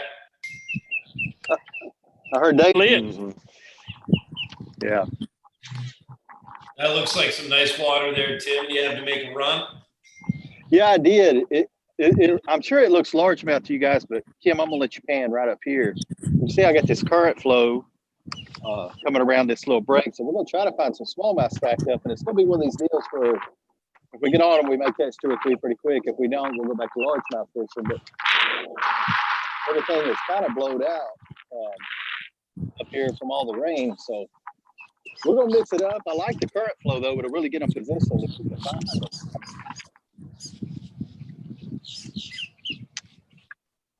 What I was kind of talking about to Steven earlier, there's not a lot of places that you can catch some. Some of these places, they really, if we get a little flurry going, it can be pretty good. Up the scale. I don't know if that says anything. But Stephen Browning, he's got a 348. He's got a 474. He's got a 218, and he's got a 402. That is packing some heat right there now. Yeah. David, I'm gonna lock through and I'll be there here in just a little bit. Yeah. I got news for you. These fish ain't worth walking. I can tell you that much. Hey guys, y'all may have done touched on this, me being late getting on, but and appreciate Langley and Bass Mafia putting this on. I know we've all had, I guess you'd say, cabin fever, but what about these clothes, guys? This is some of the most unbelievable stuff I've ever put on. That's what Walker was talking about, how quick it dries out, Tim.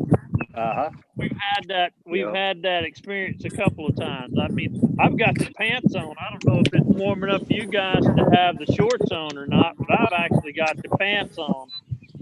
And it is absolutely primo for like a upper 50s, low 60s type day. And blue jeans are a little bit too much and shorts are not enough, you know? And I mean, this is like prime. I was talking on the way up here, Steve, and a buddy of mine's with me, and he was talking about these pants, and you know they're comfortable for fishing. They're lightweight, but they fit good.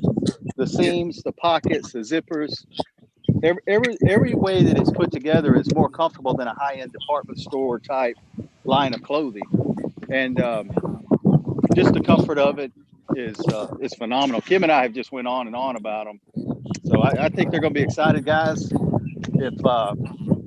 If you're enjoying watching this at home, go check out the line of clothes. A lot of things for the anglers that just love them. Tim, I'm gonna be honest with you now, and this is not bragging, but I got a lot of butt and I got big thighs, and I'm dead serious, and it takes a little, you know, that special fit to fit me. Where's this conversation going, Stephen? Yeah, yeah. Well, I'm just saying, I've got a nice pair of slacks on right now, and not only do I look good, I feel good. Hey, Stephen. Hey, I like big butts, and I cannot lie, brother. Yeah. I knew it. Yeah, I'm down here in Florida. It's 84 degrees today. I'm wearing the slacks, man, and I'm telling you, it's super comfortable. What I like about the shirts is they have the little thing where you can slip your thumb through, like you can almost cover up your wrist or the top of your hands if the sun's getting too bad. And to be honest, it's better than wearing, you know, like a pair of gloves. It's so much more free. But these shirts are phenomenal. Since day one, I got thousands of shirts, and if I see this one in the closet, it's the one I'm wearing for sure. I mean, dirty or not, I'm putting them on. Kim and I call that the go-to. No matter what the laundry situation is, you grab that one pair of shorts or shirt. Yep. Every time. And that's what JB Langley's done. I'm telling you, if I see it, that's the one I'm going to grab. You learn, you get your favorites, and I had some favorites, but since I've gotten these, man, if I see them, it's the first pick on my for hot day, sunny, anything, man. I mean, this stuff is super comfortable. I can honestly say. Have you played golf in them yet, Bob? Have you played golf in them? I have played golf in the shorts and love them. I think that's Walker cranking in another one, which that's going to happen all day. Hey, we're selling pants and David's catching fish. Yeah. He's what having fun. Ain't he? Oh man. I haven't played golf since everything's gone just down. lost But it. I'm ready. Oh, Big one. everybody's got a fish on right now. Every one of them. Everybody. Hey, they're biting literally all over the country. Whoa. I have got a big one. I got a hog. Mudfish. Bobby's like going on and on here. Can y'all see it? Let me look and see what Bobby's got going on. Big Fish Bobby Lane. Big Fish Bobby Lane. That was a big one right there. Whoa, guys. Whoa. Here, darling. Whoa! Good Lord. Is it a 10? That's a 10+ pounder. With no scale. We just caught a 10. Woo, yeah, I hear them hollering over there. Good Lord. Hey, Stephen, that looks like a 5 to me, Stephen. Got it, guys. I can't see it. That's huge. It's huge. It's gotta be a 10-pounder. I'm Bobby, going to ask anybody if they got any scales. Yeah, anybody got a scale? I tell you what. Good God, somebody. Bring this, Madeline. Here's an 18-inch ruler, guys. Look at this.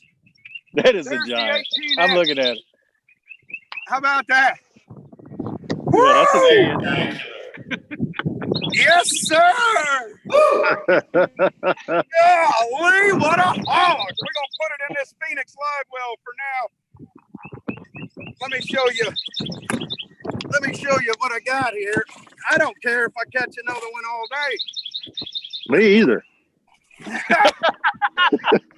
Yeah, thanks, Walker. Come here. I want to hear all that. I love the support, man. And just like that, you're in 3rd out of 4. I'm trying. Okay. Here's my 2 bass. Here's my 2 bass, guys. Look at this. Oh my goodness. Woo! What a one will eat the other one. No kidding. Every one of y'all set the hook at the same time. I ain't kidding. Whose was the biggest, Timmy? Timmy, whose was the biggest? Hey, you made me quit fishing and go watch video. I watched that, Bobby. Yeah, you got him on that, Bobby. That big fish, Bobby Lane. That's what I'm talking about. All right, and I'm going to show you the deadly bait. I was going to say, what did you catch him on, Bob? I caught him on a chatterbait, and what I do is I put a grass pig junior on the back of it. Green pumpkin. You know, they got them things. I got the shakes. I can't believe this. Awesome. Put it right up there. What I love about this grass pig junior is it's a little bit thicker and it stays on the bait a lot harder. So when you're ripping it through this grass all the time, it comes through that. That's the setup. You want to see the rod and the reel? 7'3" Fantasista Premier. Revo SX, 15-pound, 100% Berkeley fluorocarbon. Oh, man, did I break the first there. Thank you, Stephen and David and Timmy. That was perfect. Bobby, that's incredible. All their viewers are going crazy. Woo, they should be. So am I. Oh, wow. What a... Bobby, I think I enjoyed that as much as you did. That was cool now. Look at them. They're yelling on the bank over there. Yeah, thank you. Woo! Get off my lawn.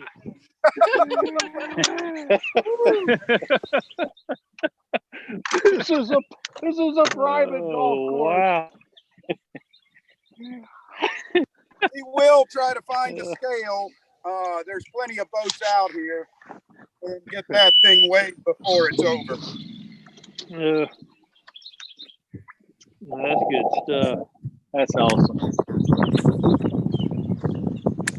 Well, I don't have to tell you, Stephen, that after that catch, you're gonna have to dig deep, brother.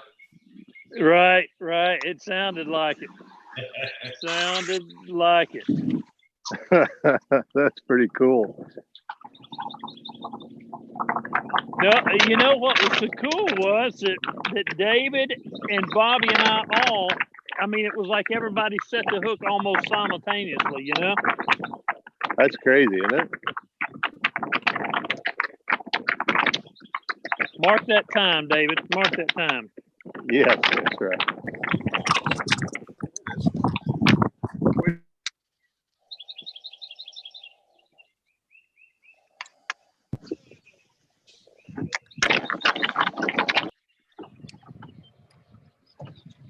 Can we go get the charger?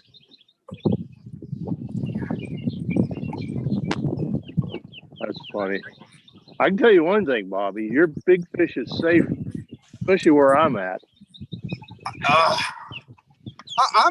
I'm just in awe right now. I honestly, Walker, you're 100% right, man. I dove in deep to grab that one, and half this JB Langley shirt is already dried up, man. That's some pretty cool stuff right there.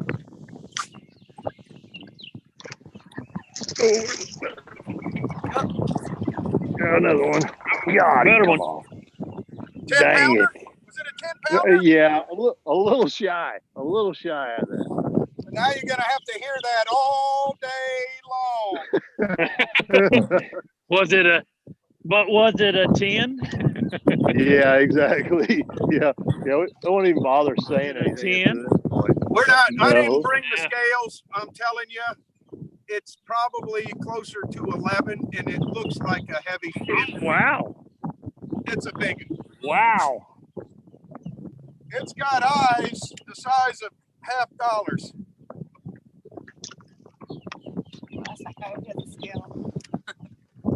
You have to social distance, so that scale's going to have to be thrown to us somehow.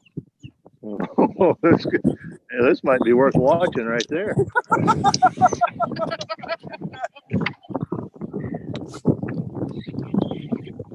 what I'm fishing is, I'm fishing pretty deep. The boat's sitting in about 8 foot of water, and the grass grows out to about 4 foot, and I'm throwing the chatterbait up there, and I'm ripping it through there, and then when it gets to the outside of the grass, I'm really slowing it down. You can see where all that ripping's coming from. And then when it breaks free, I'm slowing it way down, and I got it on a low gear ratio reel. This is a 6:6 to 1 Revo SX, and that allows you to keep that bait in that strike zone longer. Believe it or not, we had a cold front come through yesterday. It was 64 degrees for the high, and I know that ain't cold to a lot of people, but we've been in the 90s for 2 weeks straight, so I was hesitant even about catching any fish, much less a giant like that. Hey, Bobby, if you could turn your camera sideways, that would be awesome. And by the way, we have viewers that are asking again where you're fishing. They figure you fish in the stock pond. No, I'm not. Hey, the camera, number one, the camera is sideways. I hope it's working good. It's probably just the portrait is locked sideways, so I'll get it up. All right, so I'm fishing down in South Florida. I'm in Winter Haven, Florida, and I'm on the north chain of lakes. There's 2 lakes up here, Lake Rochelle and Lake Haynes.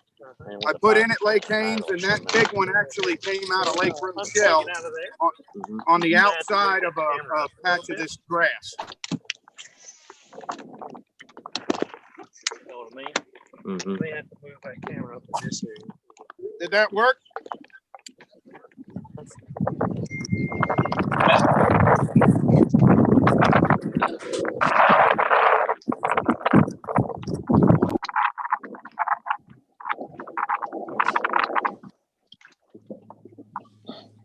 Hey, Steven, have you tried a chatterbait? I have a little bit, but I've got a little malfunction. My battery on my charger has died, so I'm gonna have to figure out how to get the phone going again, guys. So if I lose it, I'll be right back.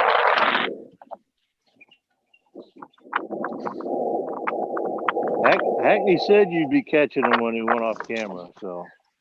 Yeah, no kidding. No kidding.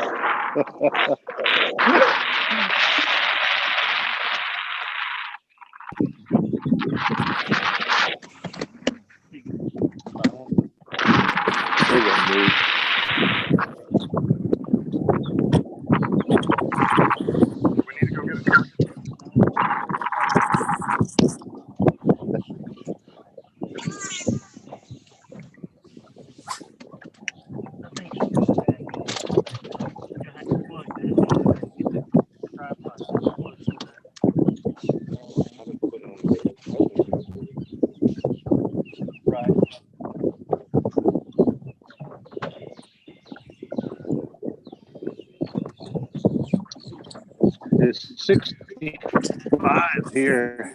It was 60. It's come up back in these pockets about 5 degrees difference than out there on the main part.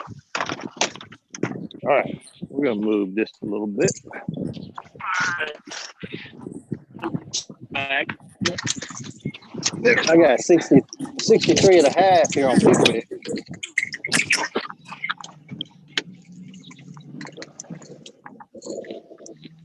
60 seems to be the consensus on about everybody, doesn't it? Yeah. Yeah. Low 60s. Can't believe how high the water is. We filmed a show here last week and just crushed them, and it is everything is 6 foot higher today. Wow. It's up. Where'd that water come from, Tim? I guess that big rain we had 2 days ago, that system come through, it hit us pretty hard. I got you. But I finally have found me some water that, you guys know how Pickwick is on the upper end. It's got a lot of islands and breaks, and I finally found some water that doesn't have current flowing through it here.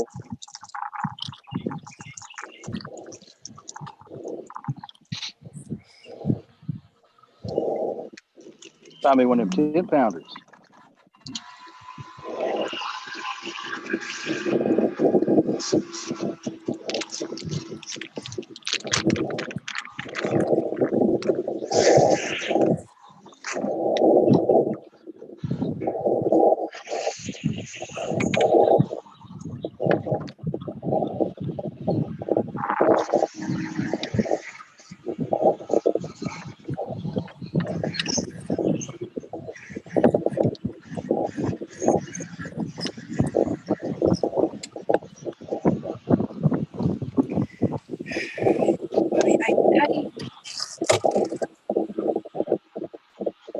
This looks good.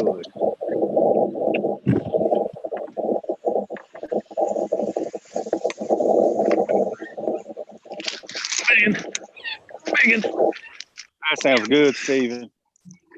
It was good, Tim. Oh, stay on. Oh, stay on. Come here, girl. Got her. Mm-hmm. How big is she? I'm gonna say 8 or 10. 8 or 10. 8 or 10. It ain't a 10. It's a dang good one.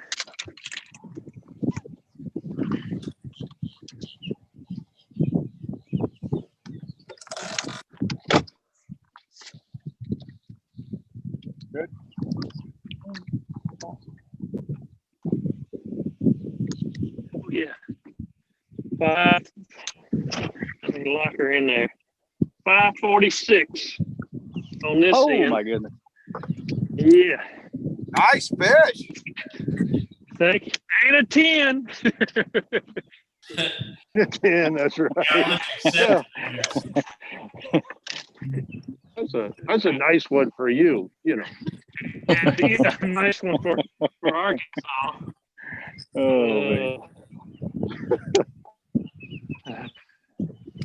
I'm gonna reach down here and tie. Reach a little bit. They're biting a little bit today. I figured this place has got some great big ones in it. What'd you get that one on, Steve? I'm catching every one of them. I caught on the 7-inch. It's called a Faddis. It's just a big, large straight tail worm. I got black and blue. Stephen, the lake record there, I think, is 1364. So they live there. Wow. Yeah. And there's been some double digits come out of there this spring. I know a 111. So they certainly live there. Oh, that's guys, I looked one day this week. I was looking, just trying to find some place that was, kind of small and out of the way. Really out of the way, I shouldn't say, but just kind of a place that I haven't been to in a long time. And I looked at all the lakes in Arkansas. The Game and Fish have boat ramps on, and I bet you there were 200. I mean, it was crazy how many lakes we have that has public access. And our Game and Fish has really stepped it up here in the last 3 or 4 years, trying to get our lakes, comparable to some of the other places throughout the country, and I think they're doing a great job. Sounds like you're on a fun lake, that's for sure. There's up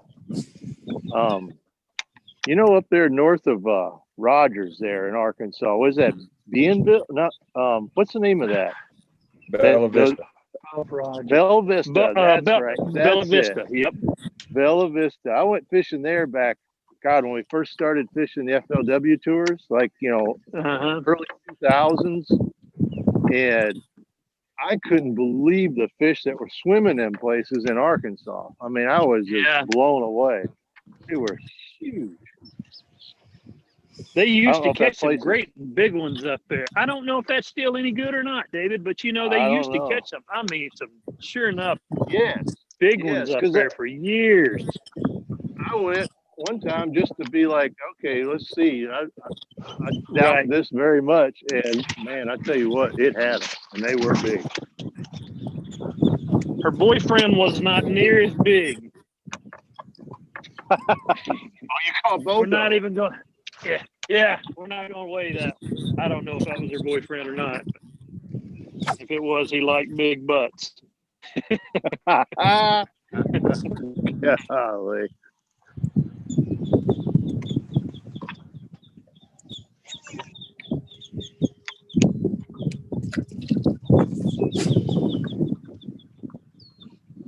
You know, I think you guys were asking earlier about a shad spawn, if that was still going on or something. And I haven't even thought of that or seen it. It's been so winter-ish. But this pocket, the last two pockets, the one I just came out of and this one right here, they're shad flipping around, but they're flipping around in places not normal for shad. Like they're around this trash and stuff. So I think we got a little bit of a shad spawn starting here on this lake, which is kind of weird. Usually it's kind of after the bass spawn, you know, it's kind of crappie and then bass and then shad. But this, I don't know, seems like everything's going off at the same time this year.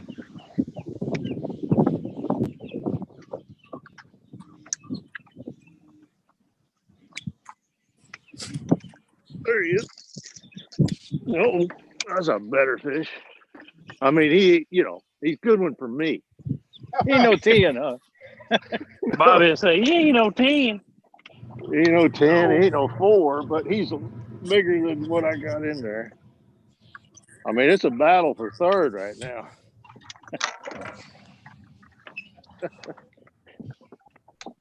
Oh, I'm going to get my shirt wet again. That's all right, it'll dry. Do like brownie. Yeah.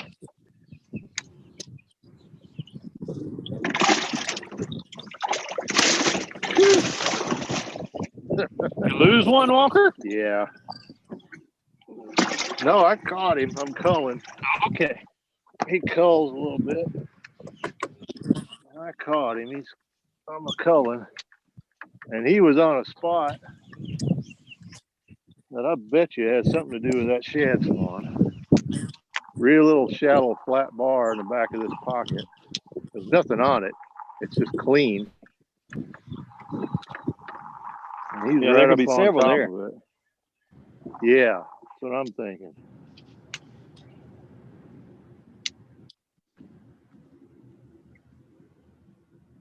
He hit it like he was to get it from somebody else, you know.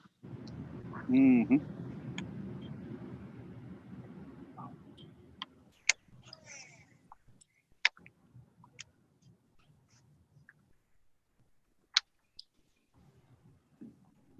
Yep, there's another one.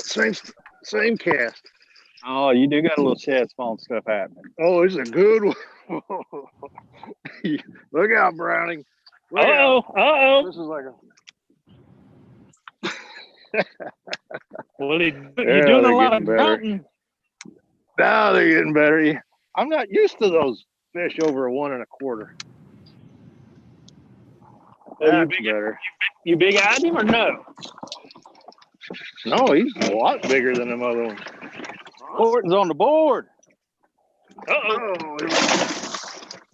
Literally biting all over the country. I love it. Yes. Hey, you'll like this, Stephen. That was 6 foot at the base of buckbrush. Nice. Nice. Okay. Maybe we got this little skew going on right here. Love it. Look at that tail. He is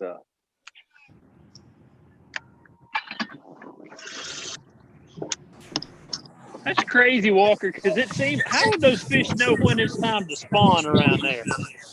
I don't know, because I ain't kidding you. Where I'm fishing at, It's got 4-wheeler tracks on the side image from last weekend. Wow. And they're already here. Like, I just want to look again. I guess they're just used to, this lake. They're so used to the water going up and down. It doesn't really scare them. Alan, what do you think? Oh, maybe not 10. Bobby got another one? I'm just looking at that one again. He's trying to find him a scale. He said, "No, I'm looking at that one again." I believe he's petting when he caught. It might not be 10. I'm going to say a heavy 9. Oh, Lord, Bobby, it was a heavy. It could have been 11 a while ago. Yeah, Bobby's down there at the taxidermist right now.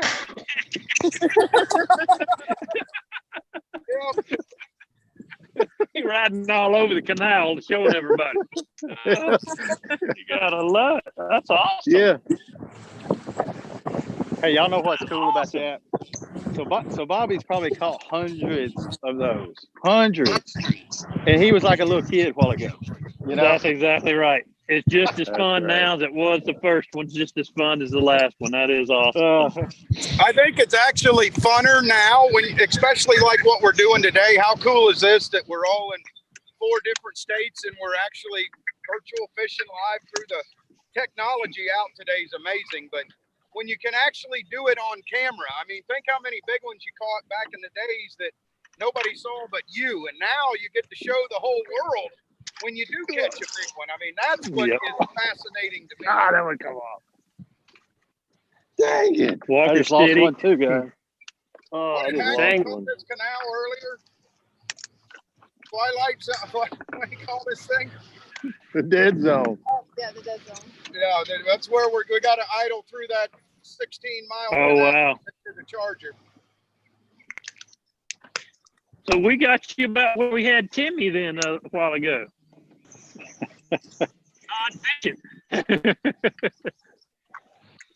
Walker, how many have you caught today? 20? No, it's not been that many. I think I've caught 10 keepers. I think 10. Dang. 10. Yeah, they're biting some. I just lost one on that same stroke. I think we see the ear pods in tournaments in the future. This is cool as heck. I do too. I like it. Oh, dang it.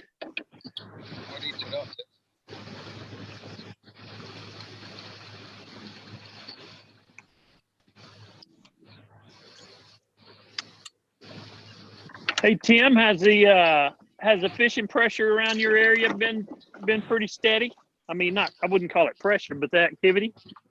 Oh my gosh, I've never seen so many people fishing.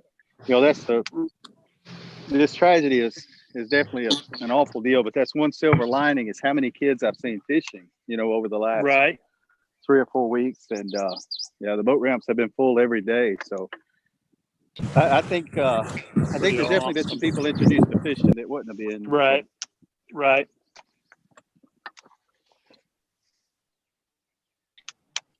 Bo's laying low. You're getting that bologna sandwich out of the ice chest. Hey, let me tell you what we got in ice chest. So Kim cooked some salmon patties last night, and she said, those things are real good cold. We had one a while ago, and it was phenomenal. Everybody's going, I used to eat those. Yeah, no, I'm telling you, man, my mother used to make them. Patty them out, put a little cornmeal and whatnot in them. Uh-huh. Yeah. Yeah.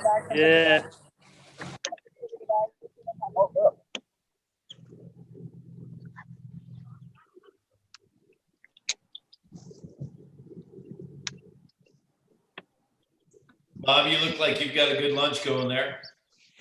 I'm eating me a tuna salad sandwich here. A little water, healthy. Taking a break. I tell you, it shows you how scared Bobby is of us right now. Yeah, exactly. You guys go ahead. I'll eat lunch. And hopefully we can find a scale. I know Stephen and David and Timmy are having a come apart thinking I got a 10-pounder. And I really, it's going to be close. So, hey, Bobby, if he's 9'7", if it's 9.7, I don't think that's going to make a whole lot of difference. Yeah, On our end. exactly. It's 10, 9, 7, 9, 12. 10, 20, all the same. Hey, I'm going to make it. It's going to weigh 10 pounds. Some way, somehow. For the day. Hey, for back in production, that fish I caught's about 2.5. Our batteries are out on our scale. We looked a while ago, so we'll get an official deal here in a little bit. But I'm on the board with a 2.5. So Going off 2.5. Hey, that's what we say on all of them, between 14 inches and about a 2.5. About 2.5. 2.5. Yeah. Yep. 2.5. Bushwhacker update. 1 pound, 7 ounces. What?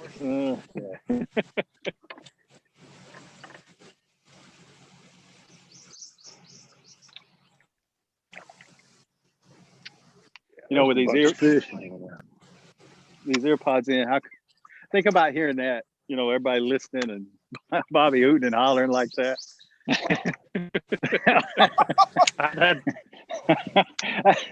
Oh yeah, like it's not bad enough, Timmy. Like it's not already bad enough, right? Oh my goodness. Yeah. That's what I need to hear. Ding. While we're idling, I want to say thank you to my wife for coming out here and putting up with me for 4 hours filming this. So thank you, Madeline, for doing this. Hey, she just didn't want to have to paint a garage, Bobby. You didn't want to know the list she had for the first 2 weeks. She still got a 3-week list ahead of her, but she said, "Can I take a break?" And I said, "Yeah, but you got to film for 4 hours." She goes, "Anything's better than what you had me doing laying bricks."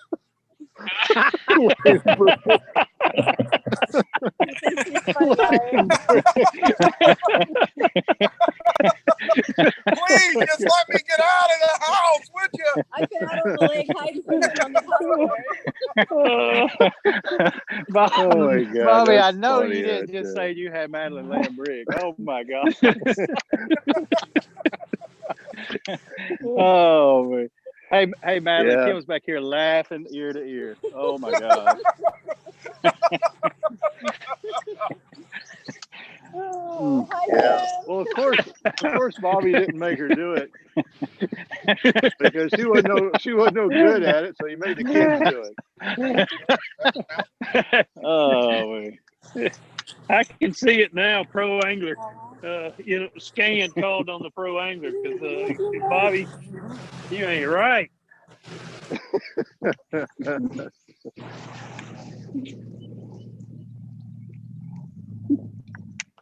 God, that's funny. Oh man.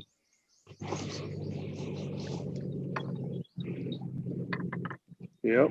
Was there a line at the Waffle House there where Hackney is, or? I thought I heard him pop in for a second. What? Oh, did he? I thought I heard him right after you popped that fish.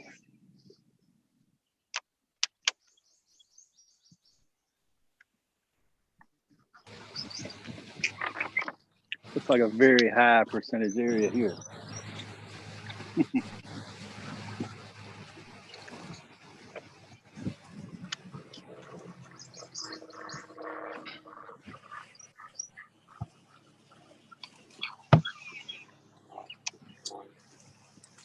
You heard any turkeys gobble this morning? I have not, Tim. My buddies have been killing a few. They've been a few. Yeah. Hey, Stephen, you want to hear? Sure. Stephen, you want to hear something funny? Talk to me, Bob. Okay, you see here I'm eating these Blue Diamond almonds. So about 8 years ago, I think it was, my mom said, "Hey, I heard that if you eat almonds, they'll make your stomach flat." I'm like, "Oh, good Lord. Well, this is going to be easy." I am not kidding you. I ate probably 20 bags of these almonds in about a week. And all I did, now I know why it makes you lose a little weight, because I sat on the John for 2 weeks straight, 5 times a day. And all that came out was almonds. Hey, Bobby. Hey, Bobby. Hey, Yeah. what time do you... Hey, at what told you moment that did would you be- say... I'm glad to hear you're laughing because I thought it was funny myself. Hey, Bobby. Hey, at what time did you realize this ain't a good idea? It was 2 about weeks. the 36th 2 weeks. bag. I finally said enough is enough. Oh, God. My stomach's only gotten bigger, and I've sat on the John 5 times a day. What? Something ain't right here. I'm glad he shared that with Steven. Yeah. I know it. And nobody else, you know. No, Just- hey, I got just one me. for you, Steven. Yeah, I bet you I got do. one you want to hear. Oh, my God. I got to hear it, Walker. Let's have it. No, I'm just saying. What came out of Bobby's mouth was, hey, Oh, man. speaking of, on the toilet, brownie. I just thought that was a funny story. Well, it was. It is funny. It is funny. Hey, but Bobby, I got to give you credit because it's all in delivery because that could be not that funny.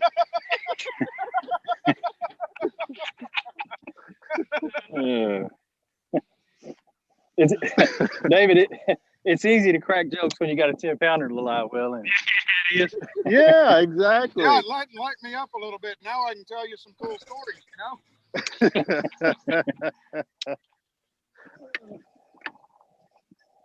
All right, we're You gonna doing all right? I'm gonna make a quick run to the boat ramp and grab a charger and see if there's a scale if we Yeah. lose you. Yeah, they're biting pretty good. Yeah, Yep. they have been this morning.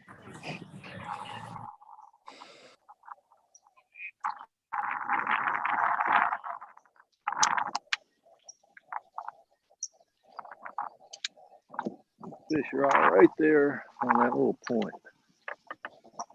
Every one of them? Yeah, I got one little flat point in the back of this pocket, and pocket's got a lot of cover in it, but the water's getting clear. But them shad are they're getting pretty thick in here, and all them fish are on that one little flat bar. Caught 3 there. Same old cast. Missed 2 others. All right, fellas, we've got Now my head. we have viewers asking just a few more questions. We've got, a bunch more just coming on, so they'd love to hear what you're fishing, what's your strategy, water temperature. You know the drill.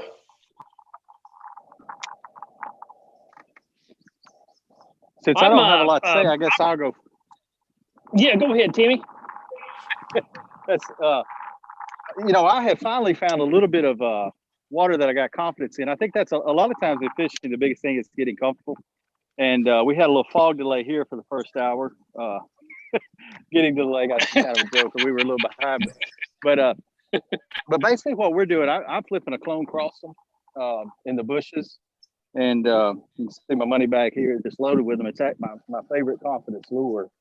But we're just gonna keep doing this. We caught our first fish about 15 minutes ago. So we're way behind the group, but I like where I'm at, and I'm just gonna keep soaking this. I've got 63-degree water. Peak week has come up about 5 feet in the last 2 days. So a little bit of a challenge when you see water back in the woods 100 yards. Sometimes it's challenging. Some of these fish that spawned in these bushes are still here. So we're just gonna keep going with that. So, all right, Steven, on over to you, buddy. You have a fishing scale to weigh fish? Bobby's still trying to catch him with scale. I am. I'm fishing this is a kind of an ox. It's not really an oxbow. It's a big swamp type deal that the game fish in Arkansas have the levee on one end of it and kind of flooded a bunch of cypress trees, a lot of tupelo trees. Here in Arkansas, the water temperature is low 60s right now. And a lot of these fish are spawning. I would assume a lot of them are post-spawn, a little bit of everything. And I'm just kind of flipping whatever's in front of me. Trees, bushes, you name it, a little bit of grass. And, I've caught them on a little bit of everything as far as you know, what the cover is, but everything that I've caught's been on this. This is a 7-inch mag Faddis, just a straight tail worm by Z-Man, and got it on a quarter ounce, 20-pound gamma. 7.4 Legend Extreme St. Croix rod, loose hypermag reel, and just like I said, just pitching and flipping in front of everything in front of it. Dave, you seem to be wearing them out. Tell everybody what you're doing. All right. Yeah. So I'm on Douglas Lake, which is in East Tennessee. And the lake, we had all those big floods, those storms last early part of the week. And so the lake has come up 10, 12 feet in the last few days, but that's not all that unusual for this lake. But it's now up into the willow trees. We got willow bushes in the water, we got bushes in the water, and we got some real dirty water that's clearing up. So it's kind of a good combination, to be honest with you, because the water's getting cleaner, not the other way around. But this morning I started in the back end of the creek, and I was just flipping. I was flipping my signature series jig from Z-Man with a Ninja Craw trailer on the back of it, and that's on a G Loomis flipping stick with a Shimano Corrado K reel, using 22-pound Sunline. And because the cover is pretty heavy, it's a lot of wood, a lot of thick stuff. And I caught a couple fish doing that, and I just kept moving around. And in between places, I was using a chatterbait and a spinnerbait.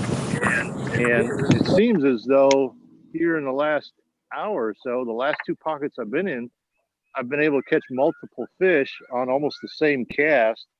And I think there's some shad beginning to go on a shad spawn around here. So now my chatterbait has become much more important because I can reel it through any of that cover. And I mean, it just seems like a chatterbait. You know, you're liable to catch a big fish, little fish, any fish. So it's hard to not put that, you know, to want to put that down, because you just, and I'm getting a lot of bites. I've caught a dozen or so and had several more bites. And so the fishing is actually pretty good given the circumstances, because usually, you know, when you got flooding conditions and a camera, fish don't seem to like cameras so much. But they're biting for me. But I'm using the chatterbait. I'm using on another GLX G Loomis. It's 7'1". It's 854, and I'm using. Oh, that's a good one. Look at this right here. That one's shaking the head. God, I hope that's that's a nice one. Here we go. Here we go, Hammer. You killing me, Small. In the boat. I got him. I got him, Shooter. Right on that same stroke where I was just talking about those other fish are at. That one hit that chatterbait. And I mean, you can see how white they are. Almost got a pink color to them. And fish are just now coming up here. That is awesome.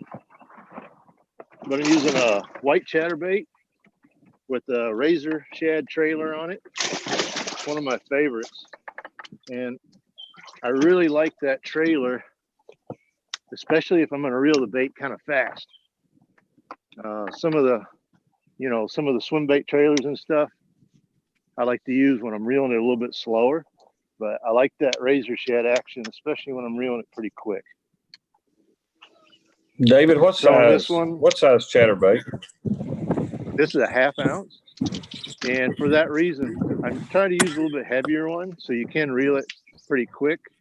Because I'm using a 8.5 to 1 gear ratio Shimano Corrado K. And I don't really want the high speed for the retrieve of the lure. But once you set the hook and the fish starts swimming at you, or being able to gather up that line fast is really important. And my line is 18-pound Sunline Shooter.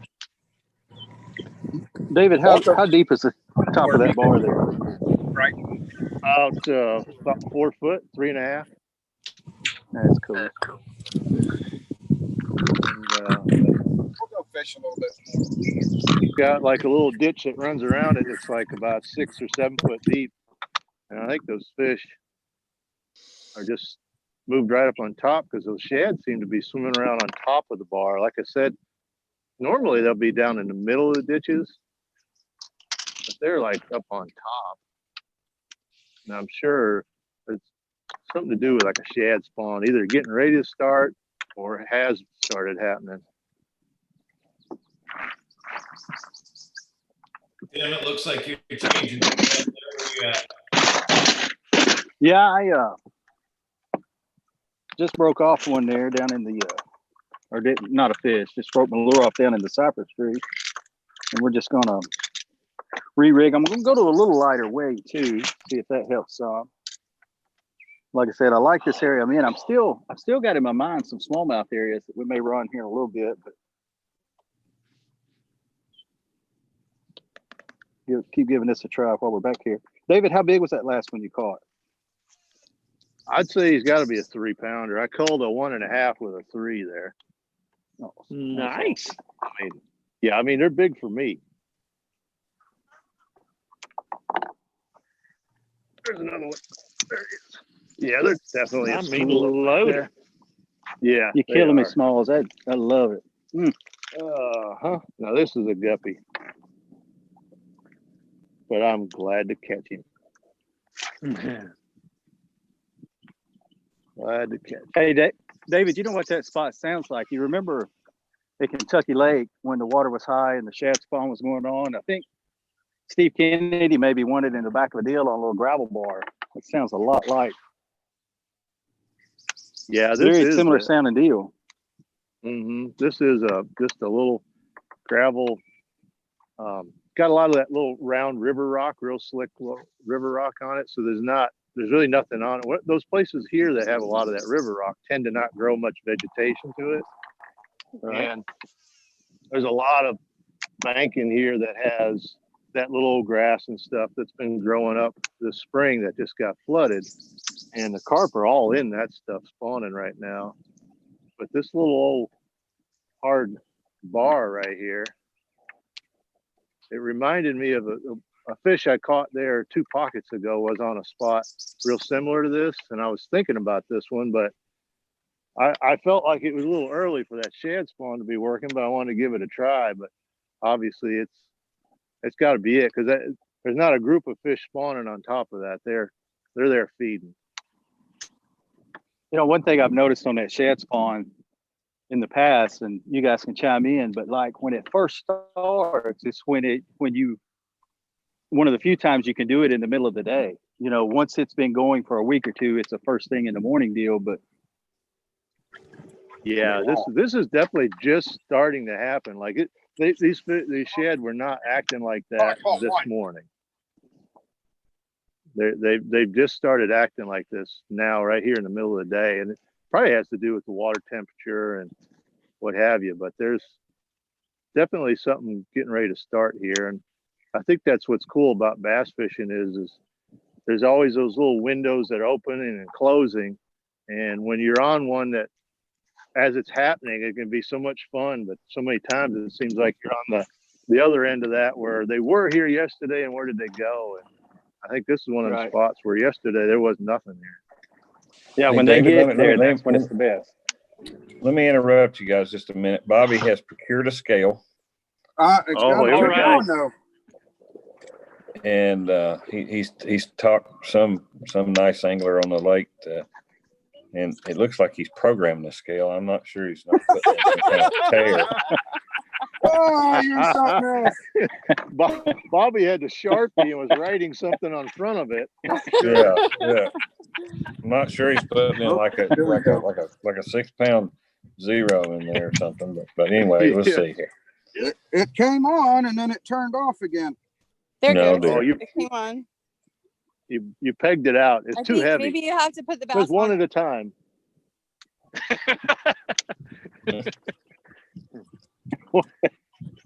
It was on, and then I turned the batteries, and it came on, and then went off.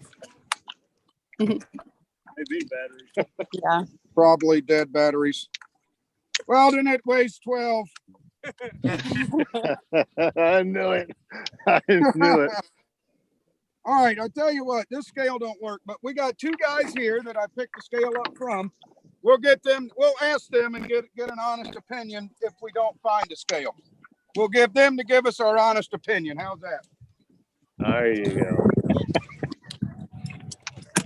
You know, if you're a fisherman, you got to throw that word honest in there, you know. Yeah, exactly.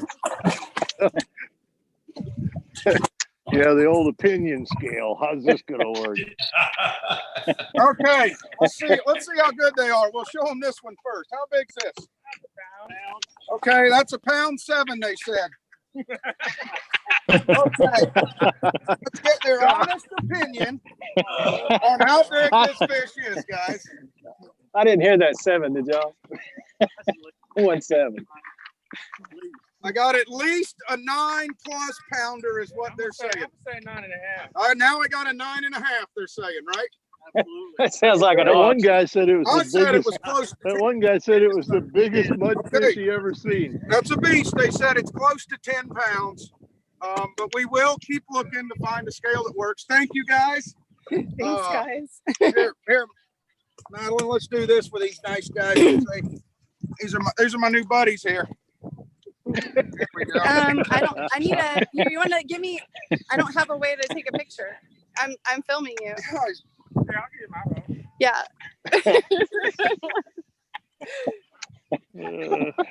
Hey, that's the way we start every day with our That's boat David fishing. Walker, Timmy Horton, and Stephen Browning. We're all fishing live today. That's awesome. How about that? Okay, you're in front of him. There we go.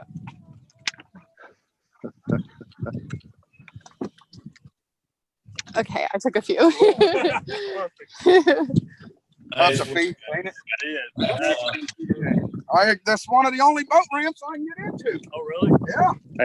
Hey, Bobby, get their address so you can mail them a check. Yeah, but I heard the Get ramp. their address so you can mail them a check. What was David Walker saying? He said, "Get their address. So you can mail them a check." Oh, yeah, they're cutting it up today. Something else. Let me tell you. Oh, these guys are brutal. Well, where are they fishing? David Walker is fishing on Douglas Lake. Timmy Horton is on Pickwick, and Stephen Browning is in a stocked fishing hole that he's let hundreds of bass go in the last 2 years, and the smallest one is like 3 pounds. It's like he just knows he's going to win, and he just catches one about every 20 minutes to keep us thinking that he's really trying. He just tells us every 20 minutes. He's actually catching them every cast. What is this? Real outdoors. Real outdoors. Real-time outdoors. Real-time outdoors. Real-time outdoors. If you guys want to Google it real quick and go to YouTube, and you'll see it all. Oh, that's awesome. Yeah, it's on Real-Time Outdoors. Yep. Yes, sir. Yep, we're streaming live to Real Time. REAL. REAL. Yeah, one word. Real time. Real-Time Outdoors. Mm-hmm. All right, I'm gonna go try to catch another one. You do this. You got to hold down. Oh, I do this. We're doing one a week. Next week, it's me and my brother going head to head. He's going to be in Alabama, and I'm going to go somewhere. You guys got any honey holes? That's what I was saying. You guys should let me phone you should have let me phone a friend.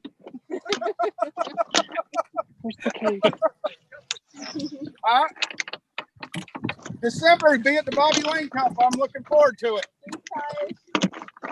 Thank you.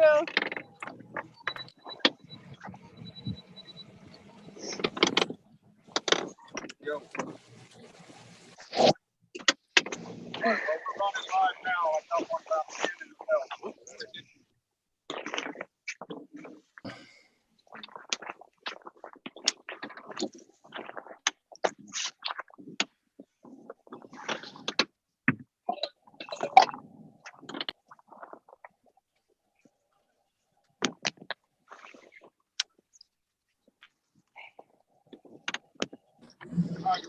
Oh. Bobby, I like how that was your new friends there. That's how I'm gonna start my day when I boat officials every day from now on. My new BFFs. Your new friend. Call that weight out.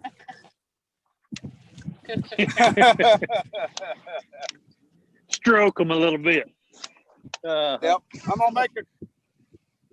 We're gonna make a quick run. We're gonna mute, and then we'll get back to fishing.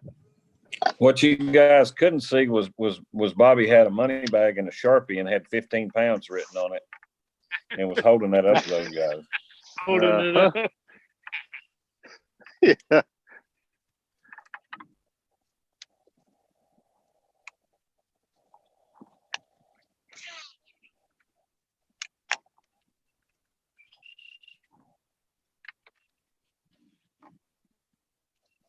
Stephen, how many boats have you seen this morning? There's been about 10 or 12 boats out here. I just came by a boat ramp. There was only 3 or 4. It's a little cool this morning. That's probably what has some guys kind of backed off. They said that I ran into a guy up at the ramp this morning, said that they had fertilized this lake just a few weeks ago, like 10 days ago. So a lot of times what happens when they do fertilize the lake, it gets pretty bad for, a week or so, about 8-10 days. And then those fish will kind of get out of that funk, and then they'll start biting. And that may be what's kind of happening today. What's the fertilizer? What's it do? What's that?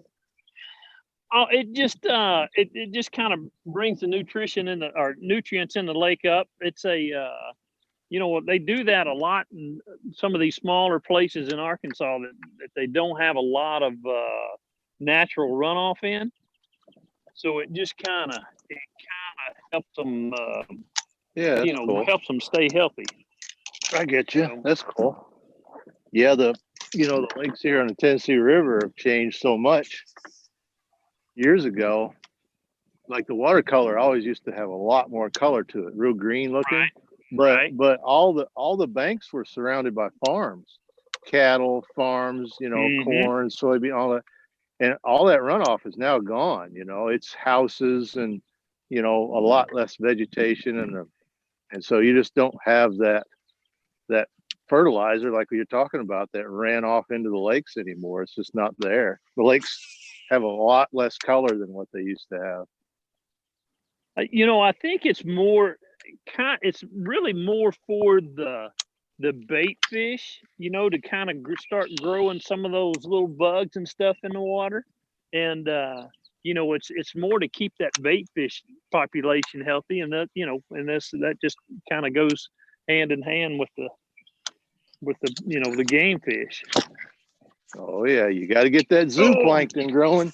Uh-oh. I got one wrapped me in a bush like no tomorrow, y'all. That's a good one too. If I get is. Get him, Timmy. He's still on there. You're going to have to jerk harder, Timmy. I got him lodged. Well,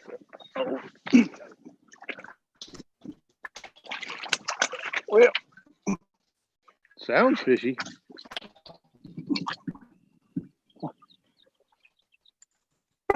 We got him. Oh, yeah. Boy, we are gonna.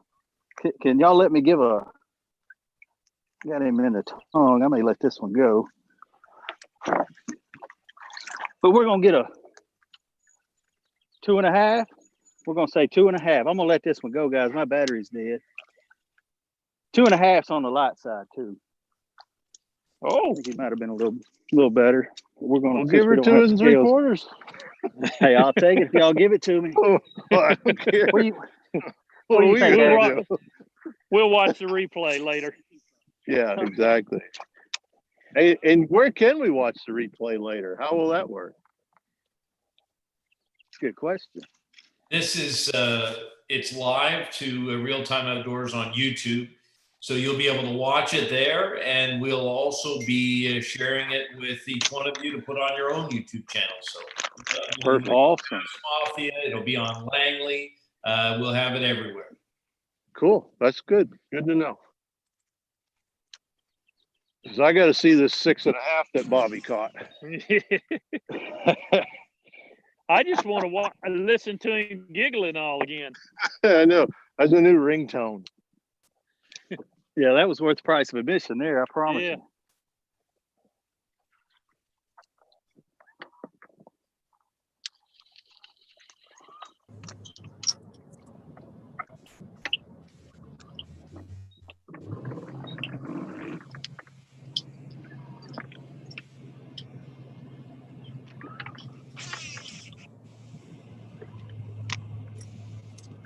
We've got Jeremy Starks joining us here shortly.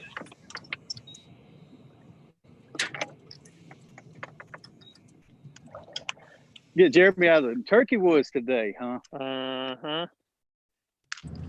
Well, you know, you got to watch a little bass fishing. I'm trying to learn from you guys. You beat me up on tour for so many years. I got to get on here and watch and learn something. Mm-hmm. You're gonna learn a few bad jokes about it. You know, Jeremy, as I recall, the last time we were on Lake Douglas, you kind of showed out a little bit. A little different situation today with the spawns. Yeah, I had to ask David something. When we were there that particular year, I noticed he was talking about the water had came up so much. And I think it was really similar to what happened then, is the fish had been setting in particular area. The water, remember you just getting today. I don't know that he heard me. No, You're breaking up pretty bad. Service is really bad, Jeremy. How about now? Yeah, Can you hear me? Yeah, it's better. No, what I was asking is, when we were there before, the water had came up a lot over a really quick period. Yeah. And those fish just kind of stayed right where they were. Have you been seeing any of that on Douglas, or is just everything pretty much been shallow and staying at coming up with the water? I think the time of year is what's going to make that the biggest difference. Like, they were kind of wanting to be out there. They was already done with a lot of spawning. And right now it's like, they were still pre-spawn and then it came up. But, so I think, yeah, but normally it happens on Douglas just like it does a lot of lakes. That old bank line where they were is always important. You know what I mean? It's like they may leave it for a little bit right at first, but they seem to always gravitate back to that familiar old bank line that was there. And that may have something to do with why fish live so deep in Douglas Lake. Because it's unusual. Yeah, they don't do that anywhere else on the Tennessee River. It's crazy. No, not like even the lakes around here are not like that. Douglas is unique. Guys, we've got John Cox on the line as well. How you doing, John? Yeah, you're right. You there, John? Oh yeah, I can barely hear you guys. Hold on here. Let me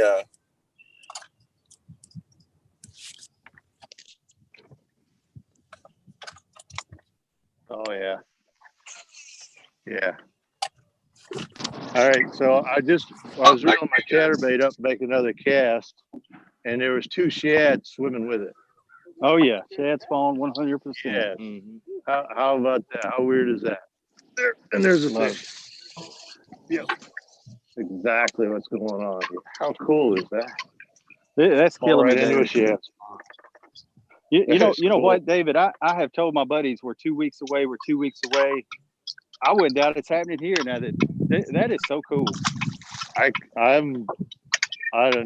If I hadn't seen it, I wouldn't believe it. What water temperature are you at, Dave? We're at 65. Wow. 65. Right here where I'm at, 66. Your case has 92%. Your left earbud has 27%. Your right earbud has 9%. But the case has 92, so it'll charge them up real quick. So you can go at wearing them. Yeah, mine's getting low too. I had to switch one out.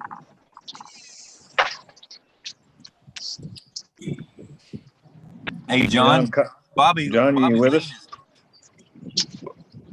Hey guys, what's happening? John, what have you been doing in this off period?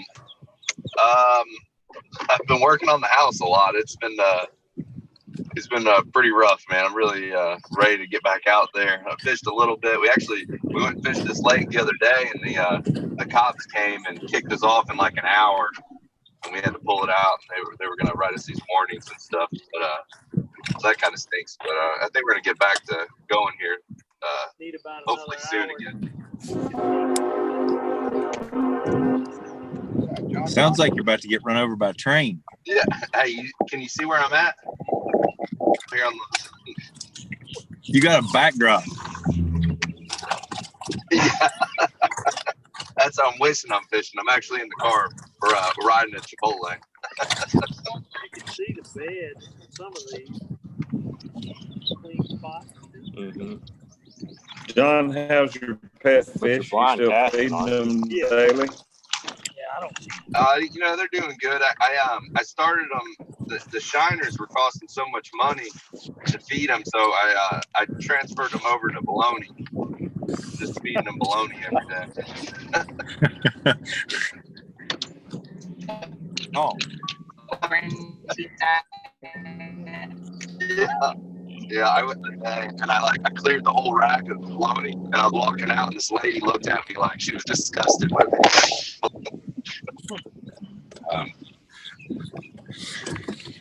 And that's what we learned about bass fishing today. They will get bologna. Hey Tim, have you ever tried a bologna trailer on a jig? No, but I'm liking it. You know, it's got to have a salt flavor to it. Yes. Hey, They smoked a pack on that whole stretch back.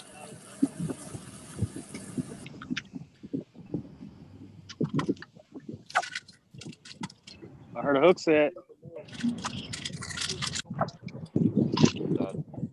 That was Bobby Lane throwing one shoelaces.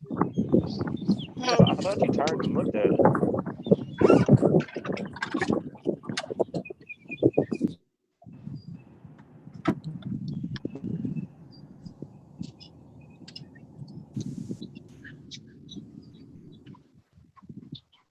Bobby Lane, in your opinion, who has the best hook set on any of the tours?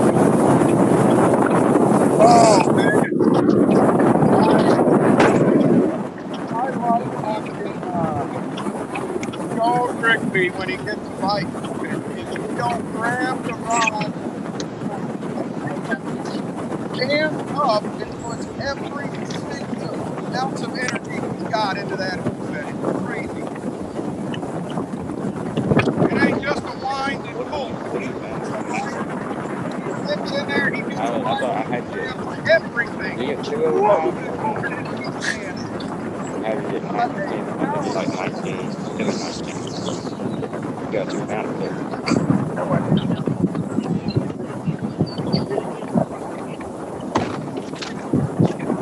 Go catch that one you missed. Huh? Go catch the one you missed. I think he's back down here.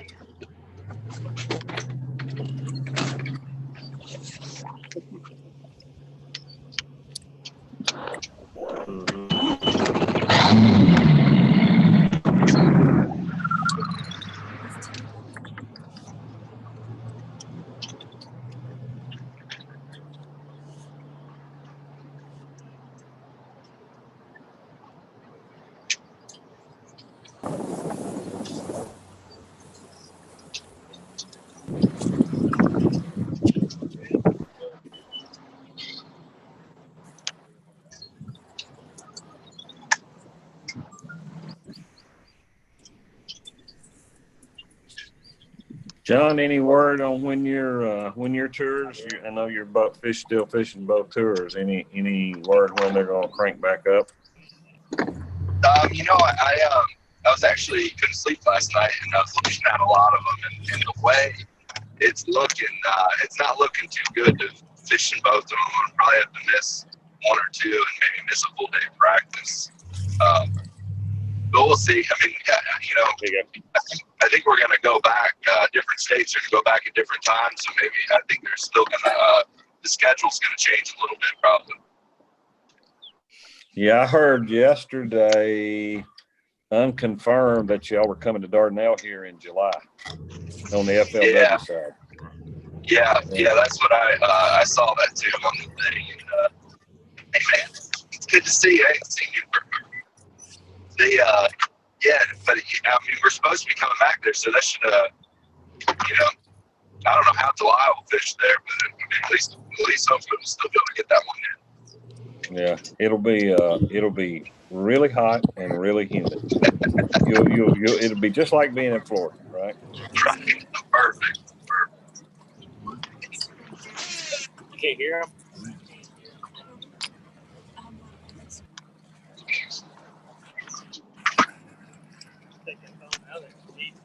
Hey, guys, to all of you that are actually fishing this right now, what is it like being able to talk to the other competitors? I mean, I know we're all doing it for fun, but it's still, you want to win. It doesn't matter if you're fishing a Club Derby or the Bassmaster Classic, you still want to win. But what do you think of it like that? I love it. It's the coolest thing. It's I think the coolest thing I've seen this morning so far was, you know, when Bobby caught that 10-pounder or 6, whatever it was, the 10-pounder was that 6.5. There you go. But I mean, Steven's got a big one on. David sets the hook, and that was just cool to see. I mean, that's stuff you don't know till you get back to the weigh-in and how people have done and what's today. You're just never going to see that. So that was really cool. Is Kim coaching you? She's she hadn't said a whole lot back there. She's just back there hanging out. I think she's getting a suntan more than anything. So.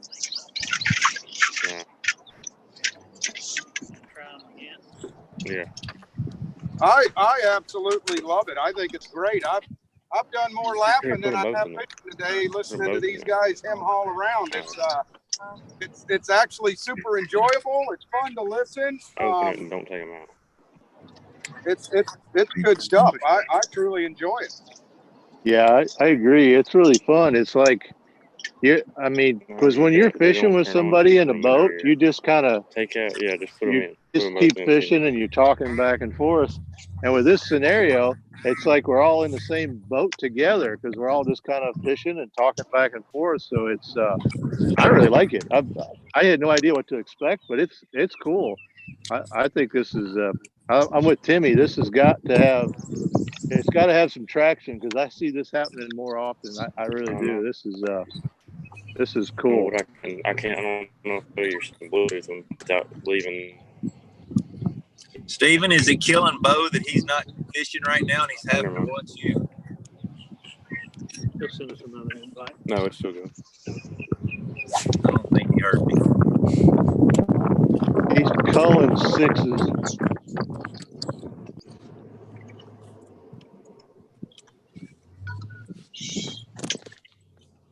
I think Steven's getting set up with some AirPods right now. He's getting technologically advanced. Oh, nice. David, since I got a question for you. Since the bladed jig has come out and really become mainstream, right? And it's become a crutch for me personally, and for so many other people I know. Give us some chatterbait. Give us some bladed jig do's and don'ts, if you will, and give us a tip or two if you don't mind.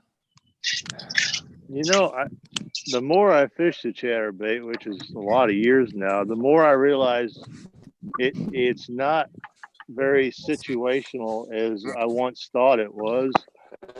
It's not just a good grass pre-spawn bait.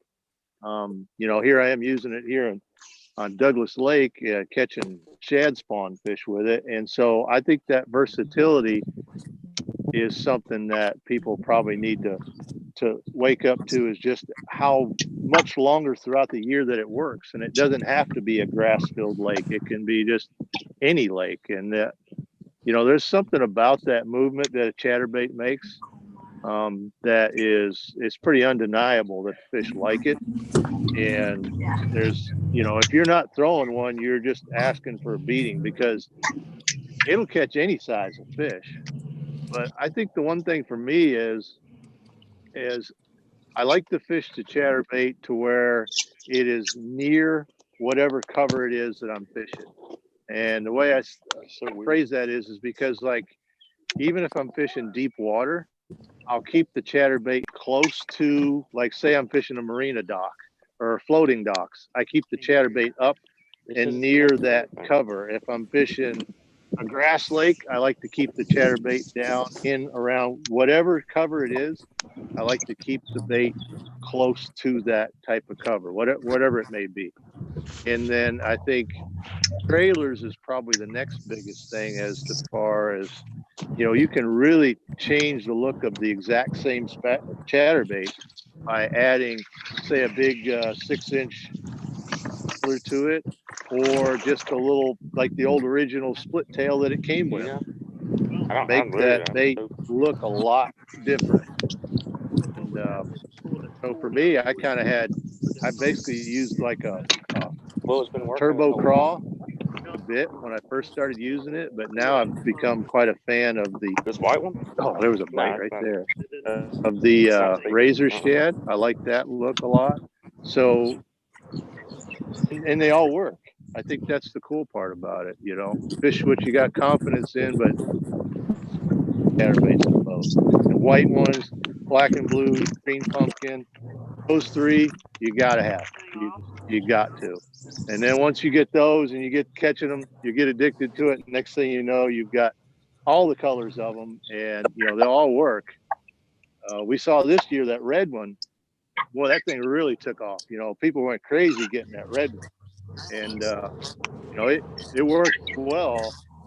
But the old white and green pumpkin and black and blue is still working, I promise.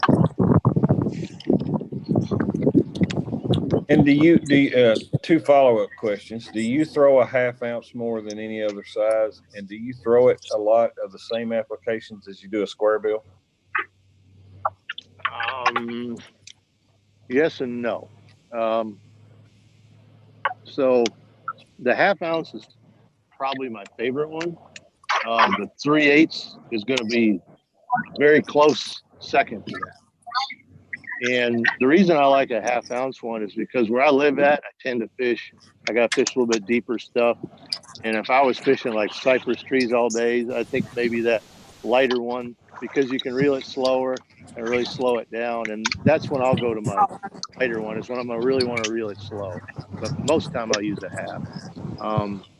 My square bill is still a bait that I like to use along bluffs or around a lot of woods, say lay downs, bushes, things like that, that a lot of baits just won't come through. A square bill will. But that square bill, that big wobble action, that vibration it puts off is so similar to a chatterbait that I think, you know, the fish reaction would probably be very similar. But I'm still a big fan of the square bill, and even spinnerbaits. As you see, I got one on my deck here today. 2 years ago, I just about quit throwing spinnerbaits, but now I realize that it's still, spinnerbait has been around and has caught so many fish over the years that ignoring how much history that bait has and how productive it's been would be kind of foolish. So to me, the chatterbait has taken a place on the deck of my boat. Everywhere we go, I'm always going to have one tied on, but I'm also knowing that I don't want it to be the only bait that I have.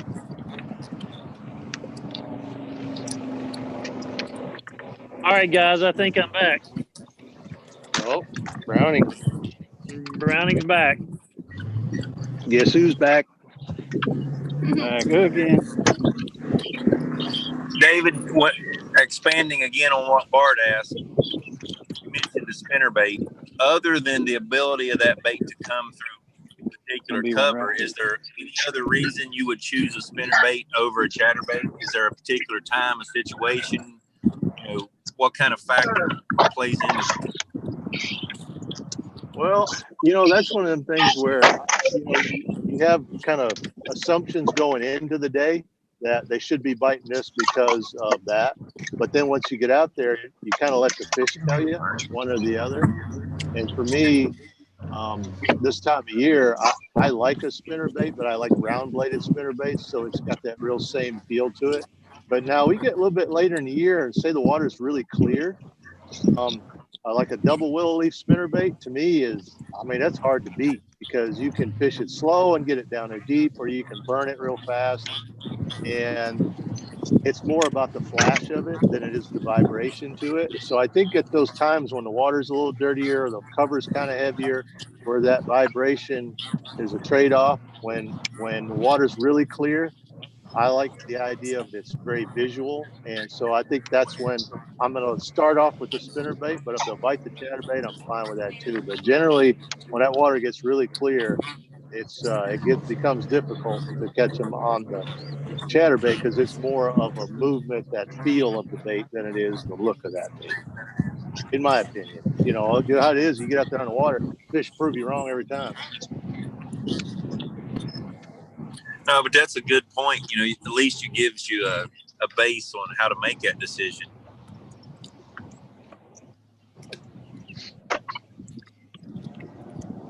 Yeah, I agree. You know, fishing has always been as much or more of an art than it is a science.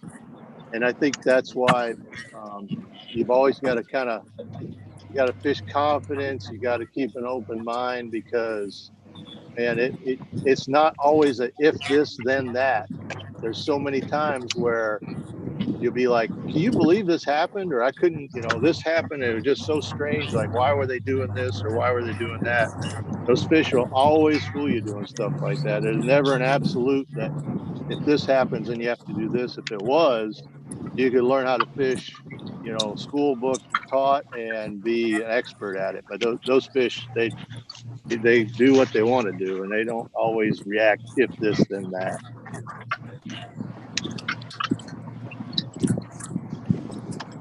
I'm going to catch some on this little point, that shad spawn.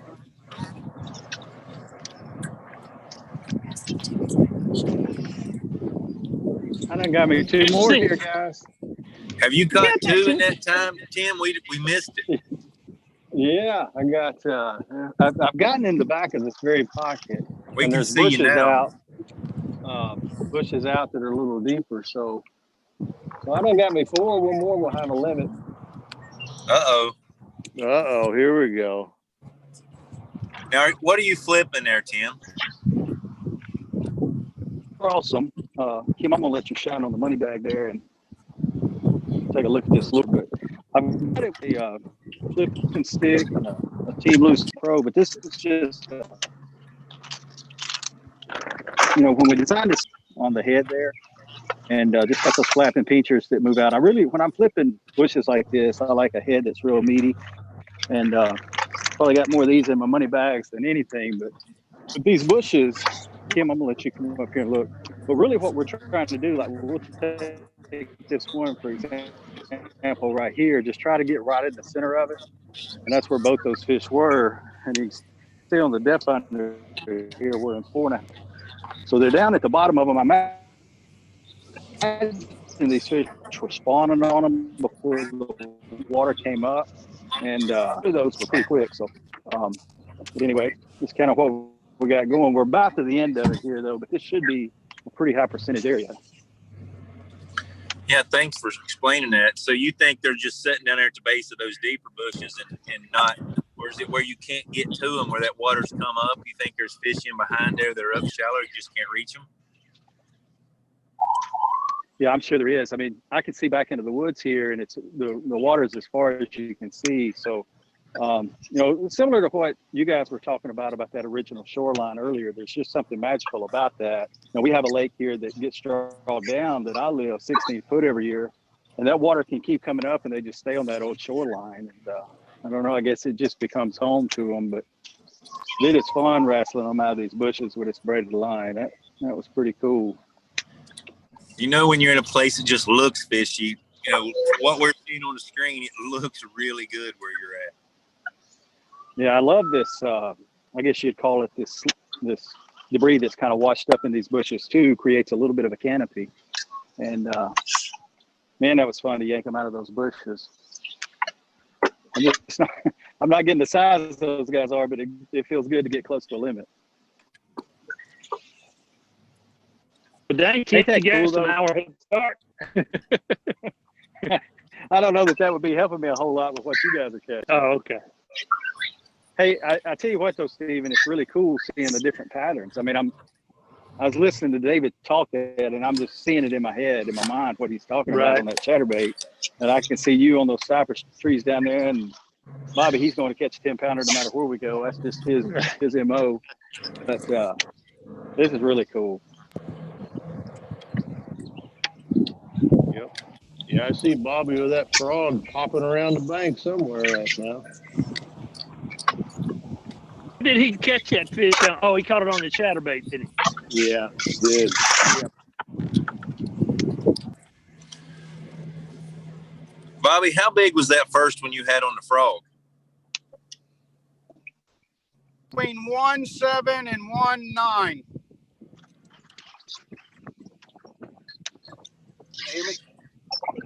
It's a nice one. It's between 1.7 and 1.10, 1.9, something like that. It's a jump. Yep. Hey, Bobby, we won't say what you call those. We'll keep that for ourselves.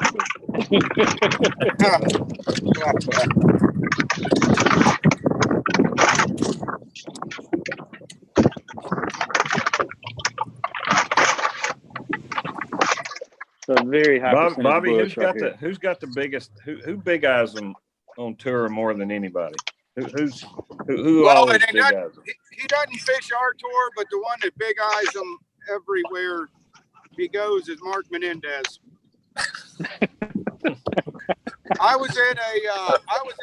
we were at a Harris tournament one time, and I caught a big old bag the second day. I had 28 pounds, and somebody's, Berkeley was paying Berkeley big bass back then. You could make an extra $3,000 for catching the biggest bag of the day, and they said, you're not even close. Mark Menendez has 32 pounds. He's got 4 over 7. I said, well, that stinks, man, because I feel like I killed him today, and I did. And the crowd went wild and somebody weighed in. I said, who was that? They said, Mark Menendez. And I was on my phone looking at the leaderboard, and it said, Mark Menendez, 24 pounds. I said, what? Maybe he got penalized for one of them big ones or something.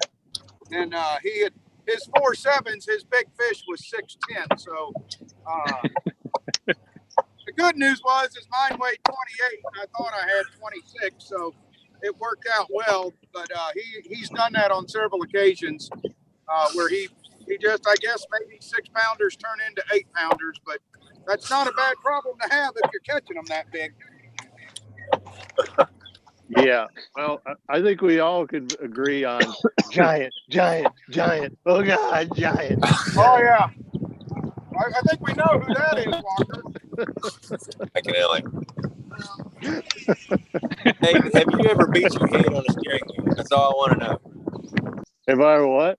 Have you ever beat your head on the steering wheel after catching a really big fish? No, I have not. I have not. No, never really even thought about it either. You've never been tempted to beat your head on the steering wheel? No. So I've wanted to do that after the weigh-in.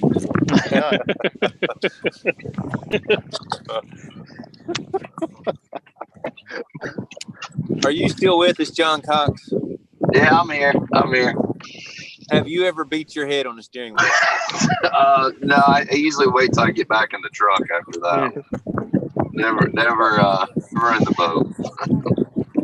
But going back to talking to David about the chatterbait and spinnerbait. David, what do you think line? Like, what's your thing on line? Are you a 20-pound fluorocarbon, or do you ever throw it on 15? When you're throwing the chatter out deep, no. Because with the different stretches and stuff, what is your take on all that? Right. Yeah. I mean, if you're going to really try to get that thing down deep, like some of those new ones at 3/4 and stuff like that, you're obviously going to have to go down in size. But I use 18-pound shooter or 20-pound sniper on my chatterbait. That's just it. I've used different sizes, and to me, those are by far my favorite. And I use the 18 probably more than I do the 20 at this point. I used to go the other way with that, but now it's probably 60-40 where I've got 18-pound shooter. That's just such a good line, and it's so sensitive. You know, early on I was using braid quite a bit, especially when when we first started using this.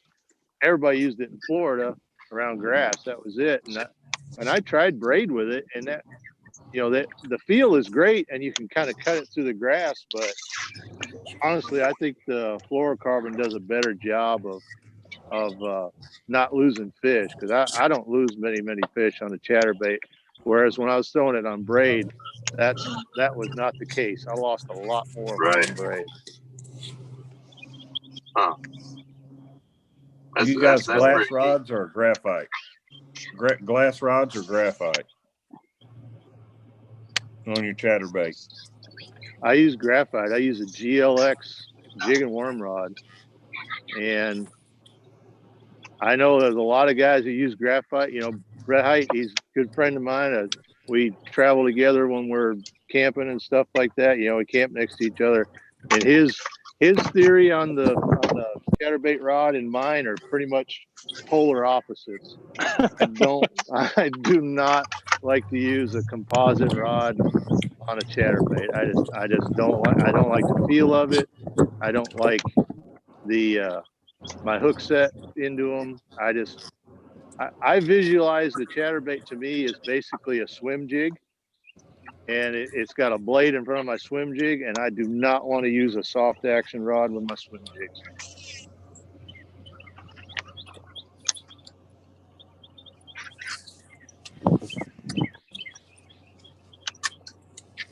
Do you use pretty much that same setup, line size for a swim jig? No, with a swim jig, if I'm fishing like somewhere around them pad stalks or something, that hay grass or something, I'm gonna go with fluorocarbon on my swim jig. I mean, that's just, you can't beat that. But if like around here, if I'm throwing a swim jig and the cover is not all that heavy, and I just soon use the same setup. Yeah, then I'll use that same swim jig setup. Or if I'm fishing around marina docks, something like that, throwing a swim jig, then yeah, I'll use that same setup. 18 to 20 pound and 7'1" jig and worm rod. But if I get around that grass and stuff, then. Now, Tim, I got a question for you. I don't know if you can still hear us. Yeah. Hey, I'm loving this. I'm taking notes. We're seeing lines are a lot stronger. I mean, we're getting better and better technology. We've got stronger line. Do you still flip always with 20 pound if you're using fluoro? Do you sometimes go a little lighter? What do you choose? Do you ever go to 15, 17? I know John, you and I talk quite often, and you're occasionally flipping a smaller bait with lighter line. Do you do that any at all, Tim? It really depends on the cover and what I can get away with. I would say 20 is still the most with anything that I'm doing. And I use that Bass Pro Shops XPS fluorocarbon. But, there are times, especially if you get on a place where there's a really, really tough bite, I'll go down to 17, especially if the water's really clear. And then again, it depends on the cover. Like if you're down at Lake Amistad, it's getting clear, but man, it's just so frustrating not being able to land those fish if you go down in line size. So I would still say that I use 20 more than anything, but I would flip with 17. Most of the time, I'm off the bank trying to find something getting left behind at a flipping tournament. He's graphing. Yeah, no doubt. That's what I like. Hey, David, I'm graphing on the Ohio River when they don't even live out there. You know what I mean? He's graphing. That's right. I guess I'm just addicted to. He's got some waypoints downtown Cincinnati. Probably do. Yeah. So I got a question for John. John, does anybody on any tour carry less tackle than you in their boat? I haven't seen it yet. I'm sure some of the younger guys coming up might be doing the same thing, but yeah, I think by far I have probably less tackle than anybody in the boat. I mean, I can fill up probably 2 money bags and 1 hard box and a hook and weight box, and I'm good to go. Yeah, because I have gone through your boat when you Right. I have gone through your boat when you're here, and it embarrasses me when I look at how successful you are. And then I go and look in my boat, and I've literally got a store in it, right? And John's got like 4 bags of Zoom, 2 hooks of weight, and a spinnerbait, right? And it just blows my mind. Yeah, I just my problem out there is I too many things go through my head, so I just have to keep a limited supply of stuff that pretty much cover everything. And going back on that line, talking about line, Starks has really ruined me. When he taught me how to throw that spinning rod with that light line, it just I don't even know the last time I caught a fish flipping. It's all wow. That's terrible, isn't it? It is. It's all every time I get out there. I get so mad sometimes, but then it's like, well, it's working, so I'll just stick with that spinning rod, I guess. That's awesome.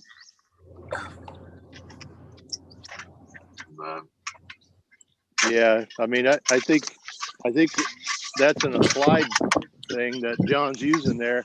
Like when you first started fishing, like somebody was like, you need to learn how to throw a jig or whatever bait it was, and the best way to do that was to take only that with you to the lake, and then you would learn how to use it. And I think but the problem is now I take everything I ever heard of to the lake, and I'm like you guys. I open the lid and it's like flush with the top. Like I look for a spot to put. Oh, I can get one more thing of this in there, but how about this one? Oh, Bobby's catching them. Nice. Hey, Tim, I know how much you like to crank. Yeah, Walker, does that count? Everything counts, Bobby. That would make a nice little sandwich, wouldn't it? That just shows you power bait max scent, guys. 45 times power bait max scent. It catches everything. Went to flipping these cattails. That was actually kind of fun. I wonder if I get you think they're going to give me a 2-minute penalty if I throw it over? Nope, you're good. Chuck them.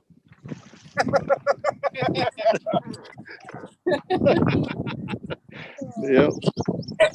Hey, Tim, what I was going to tell you is I know how much you like to crank offshore, and you've got a huge selection of crankbaits, and I know you love that Profound Outdoors Deep Diver.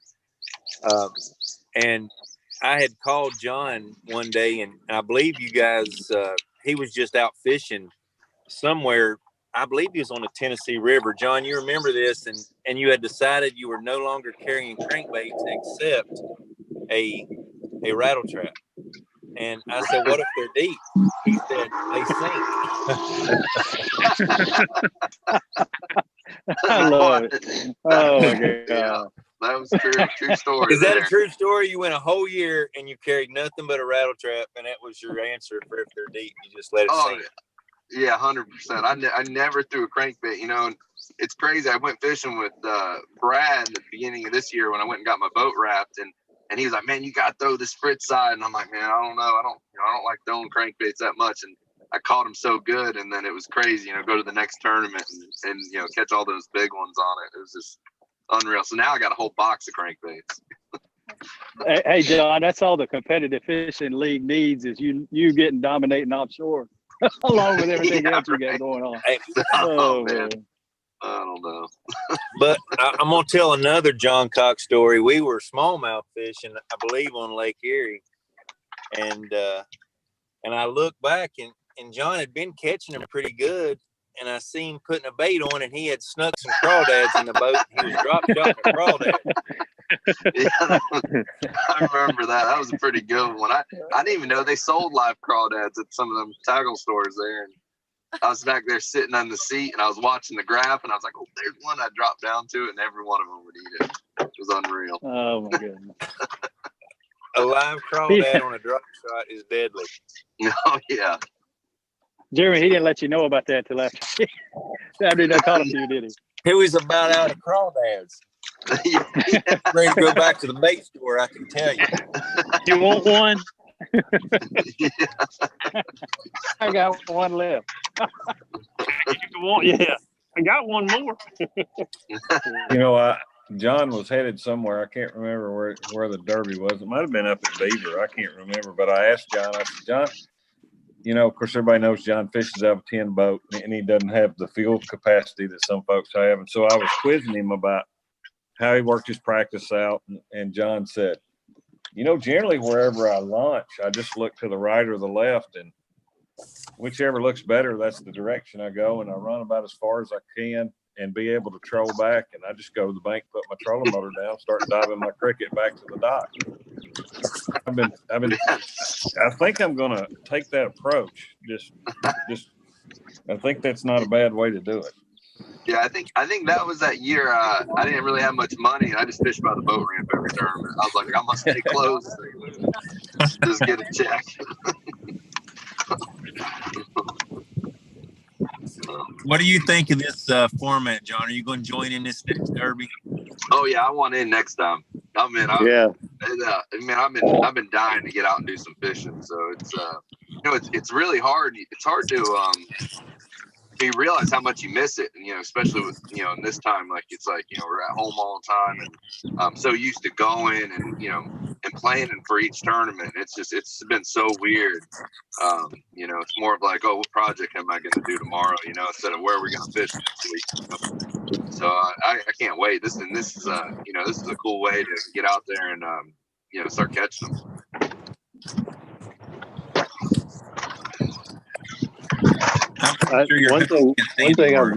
One thing I've noticed, Jeremy, is this is the most time I think I've ever spent fishing around the house at this time of the year. Yeah, no doubt. Really? No doubt. Yeah, I've seen a lot of pros on social media.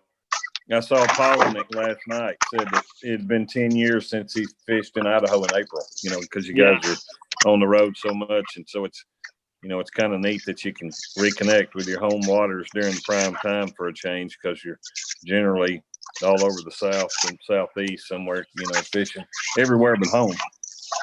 Yeah, exactly. Usually by the time we get to come home and fish, it's like September, and it sucks.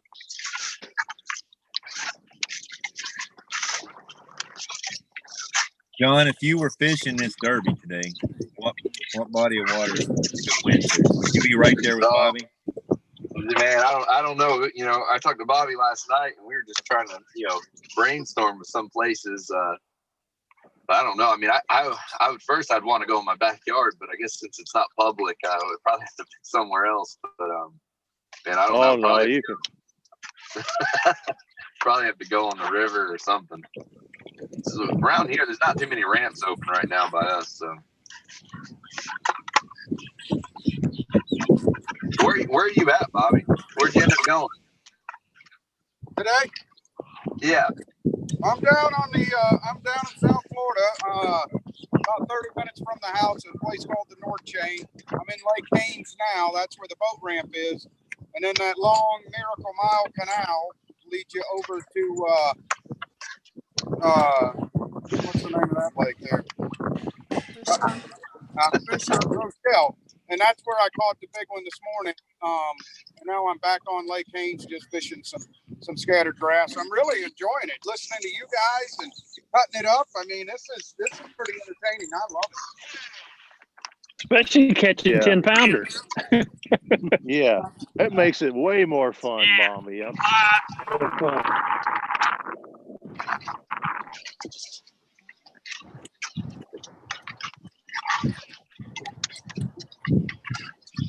Hey, how come the fishing has stopped for all of us? No kidding. How weird is that? The bite is just gone. On everybody. How weird is that? I mean, I always thought that was weird when we were on the same lake during Major League and it does that. Now we're on the same country and it's doing that.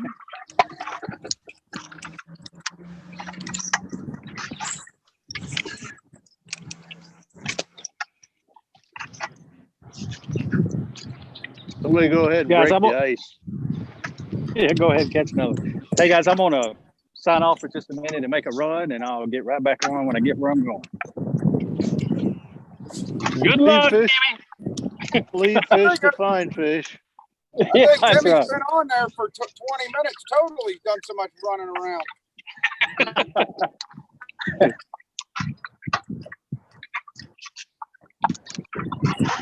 You guys let him phone a friend, didn't you? Yep, Yeah. that's apparently. Well, see, Bobby, he was smart. He just didn't ask.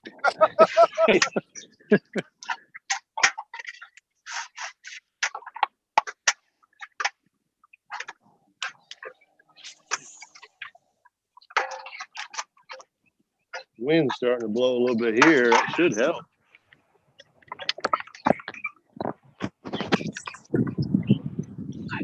What time is it? God, it's 1:20.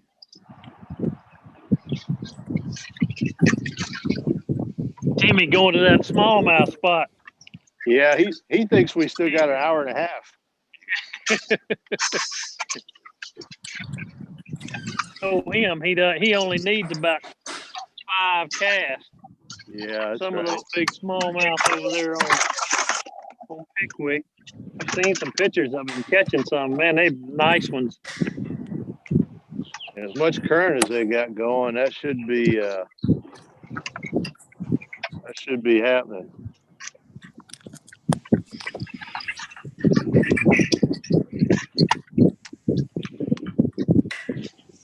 All right, here we go. Back to the juice.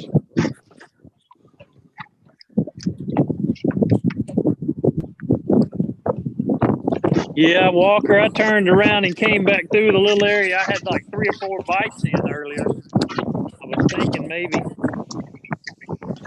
could come back through here and get another bite. That was me. I kept moving and hitting new stuff, and I wasn't getting any bites, so I came back here to that one little shallow bar.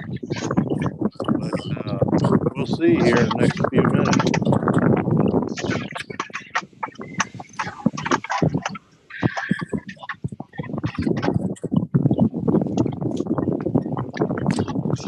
John Cox, what are you having for lunch here? Chipotle. I couldn't sleep last night, so I didn't wake up till about 11:30 today. So it's dragging.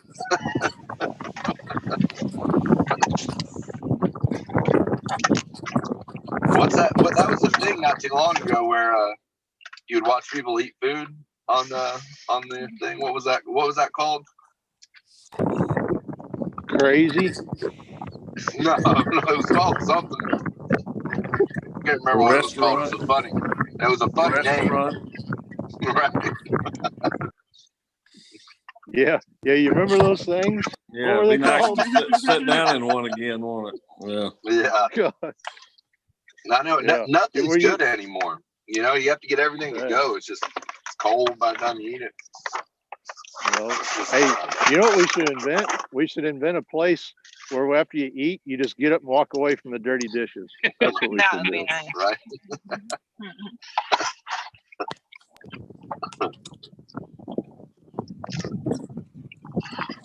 Who's doing the dishes around your house, Bobby?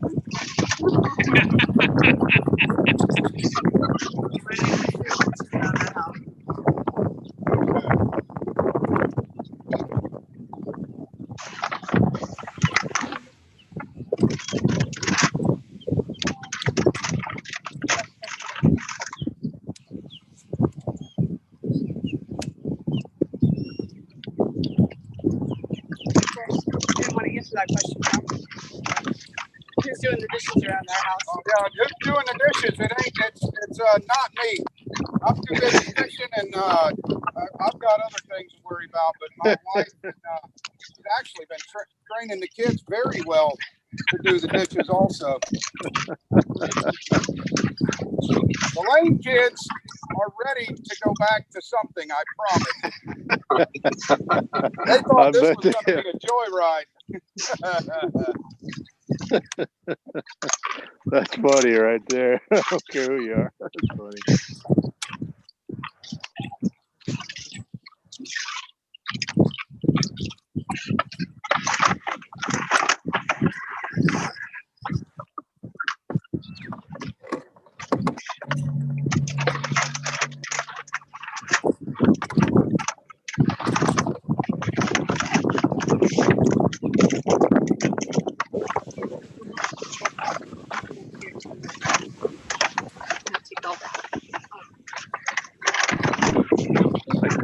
cast.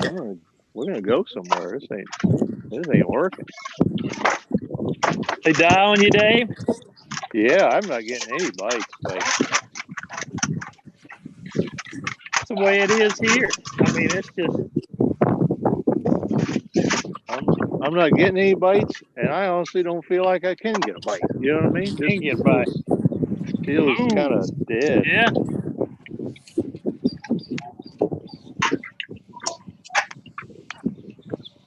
Oh, that ain't good. Guys, I've got a question for you.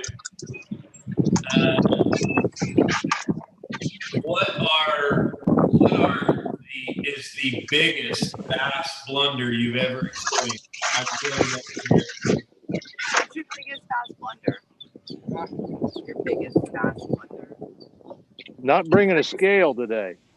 Yeah, not bringing a scale was one of them, but my biggest bass blunder, that was earlier this year, to be honest. If one I can think of recently. I mean, I double zeroed on Okeechobee in the last Major League Fishing event, which was horrific to begin with, but we had 3 minutes left on my first day of fishing. He said 3 minutes till lines in or lines out, and I had thrown up to a cattail with a Berkeley General, lifted it up, and the line started swimming off to the right, and I set the hook, and it was honestly about an 8-pounder, and it jumped and rolled and turned, splashed water everywhere, and I'm thinking this is finally going to make up the day. It's going to keep my heavy hitters going, and I got it up to the back of the boat, and it rolled and turned, and it was just like, for some reason, I don't know if it was the 3-minute lines out or the fact that I hadn't caught one all day, I grabbed my fluorocarbon and kind of tried to pull the fish towards me, which was probably the dumbest thing to do. And the minute I did that, the hook popped out of its mouth, and I had 30 seconds to go when it was all over, and I was just disgusted. So I really think that was a fish that, if it's still in my mind today, there was a big one that flew up right behind the boat. If it's still going in my head today, then that was a blunder for sure. But when you get those big ones on, sometimes you don't want to hurry. And unfortunately, in that case, I really hurried. I hurried that fish, and it cost me. It still hurts to this day. That's a good one. How about you, David? Oh, thanks for digging up some old wounds there. Yeah, you know, God, there's been so many. Where do I start? I don't know. You know, everybody's got that fish that they remember, and you know, sometimes it's because of the situation or the size of the fish or the timing or all those. But I remember one fish that I see that fish all the time, every time when I go, and it is about a 2.5 or 2 3/4 pound fish that is on top of the hyacinths and is laying there because like I was punching hyacinths and I got the fish up through the hyacinths and he came off and he was on top of the hyacinths and I should have used like my big engine to try to just crash over there to reach him, to get to him because he was fighting it at first. And then he just sort of was laying there and I'm trying to get to the fish and I couldn't get to the fish. And eventually he just finally, you know, he got up enough steam and he slithered out of sight on me. But that was the Bassmasters Classic in New Orleans when Kevin Van Dam won his first classic, and I lost it by 12 ounces and I only had 3 fish. Oh, ouch. Yeah. Ouch. Yeah, we feel it from here. Yeah, I felt that. It's those fish that you just out of your career, you just never forget them. Steven, how about yourself? Yeah, I would have to say I would have to go back to a Bassmaster Classic fish lost. I was in second going into the last day at Logan Martin back in '97, and the very first, now I'm going to tell you, when we blasted off, the bottom fell out. I mean, it was raining so hard you couldn't see, and I was fishing a little offshore place and I fired a big deep diving crankbait. I didn't really think that I was where I needed to be, and I fired a big crankbait out and was trying to hit a little high spot out in the middle of a bay, and like I said, I couldn't really see well enough to line up. And on that very first cast, I had one great big old spot, had it up to the side of the boat, was running it down the side of the boat. And I don't know, man, it was just one of those deals. I didn't do anything wrong, but that fish came off, and it was just like, I cannot believe that. But it didn't really dawn on me till later on, as the tournament was going on. And I heard Bob Cobb. Everybody remembers Bob Cobb from the old Bassmaster days. Bob Cobb says, I can't leave him. If he catches one more, he wins.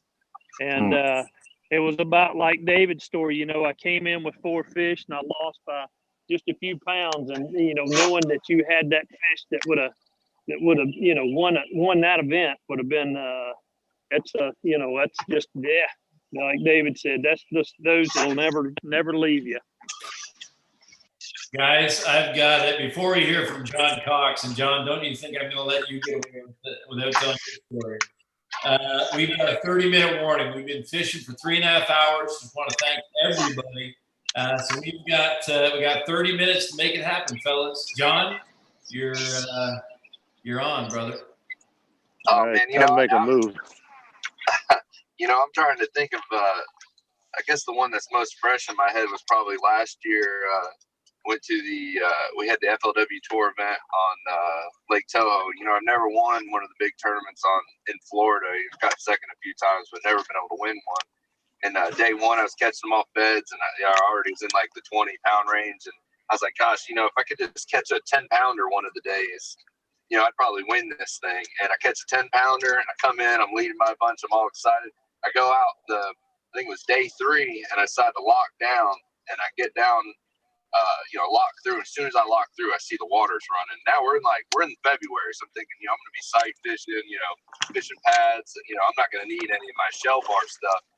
And as soon as I went through that lock, I saw the current running, and I got down there. I had no hard heads, had no big worms, I had no traps, I had no crankbaits. I ended up coming in only weighing 8 pounds.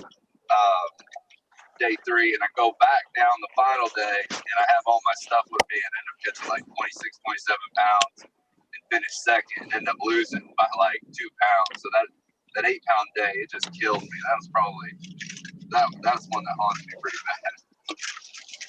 Oh, that's a good one. Ouch.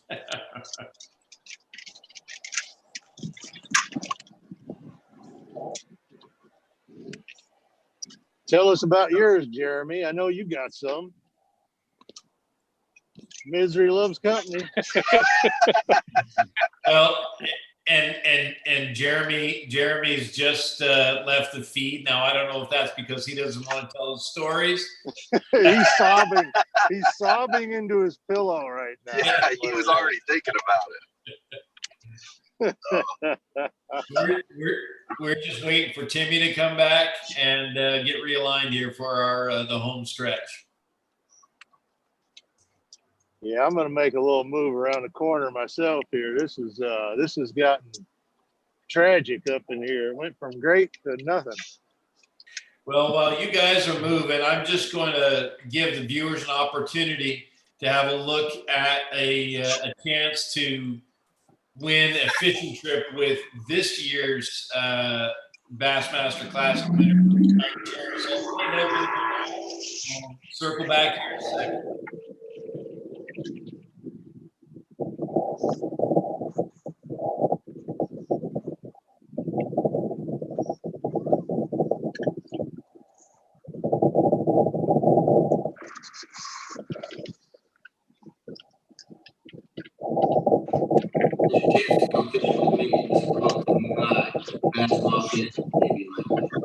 We'll receive Langley. Bass Mafia apparel, boxes, clothing, hats. To do this now, you need to like my page, like the Bass Mafia page, like JD Langley page, tag a friend, click the button below, enter as many times as you want to, starting April 10th. The winner will be drawn July 4th. We'll arrange for you to come fishing with me. The weather's a little cool. We'll bite the jerkbait and have some fun, rip some lips.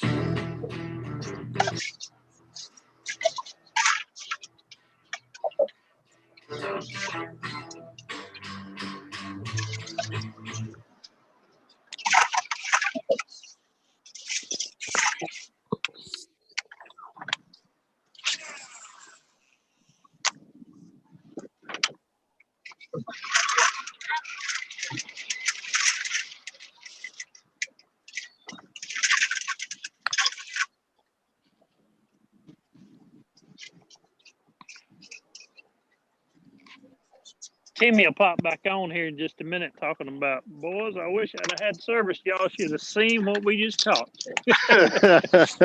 Yes, they said they warned us this morning, didn't they? Yeah. Yes, they did. Yes, they did. Yep.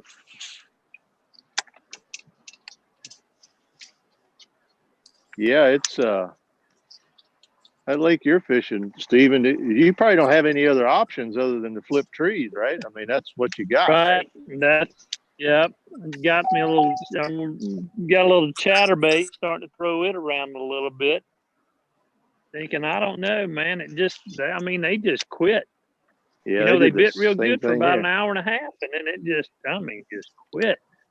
Yeah, and you know what's interesting is here, the carp are spawning around the banks, you know, Right. and they are right now. They are not.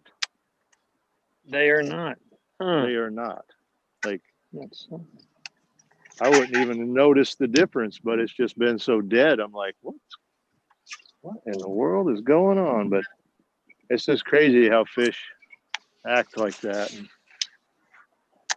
if you could predict it or create it, you'd do yes. that. Yeah, we could eat.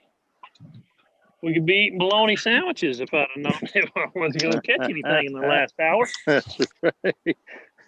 It's Yes.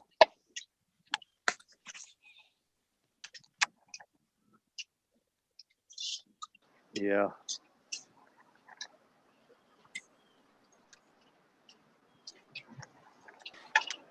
Well, if you're just joining us, we've got 4 pros competing on public lakes. And a couple of the guys are just making a quick run, changing things up. We've got about 20 minutes left, so it's looking pretty good. Bobby's coming back.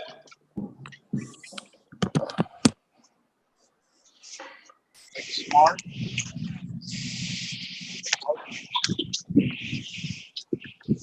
Bobby, you've got to find a scale for that fish. I mean, to catch one on live like that and then not be able to weigh it, you got to find a scale for that.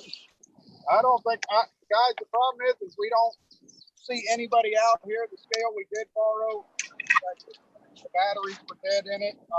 Yeah, that sucks. I know. We're going to keep looking. That's what we're doing. We moved around a little bit, and we did not see one boat nowhere, but it's big. I can tell you that. Well, maybe the taxidermist will give you a weight on it.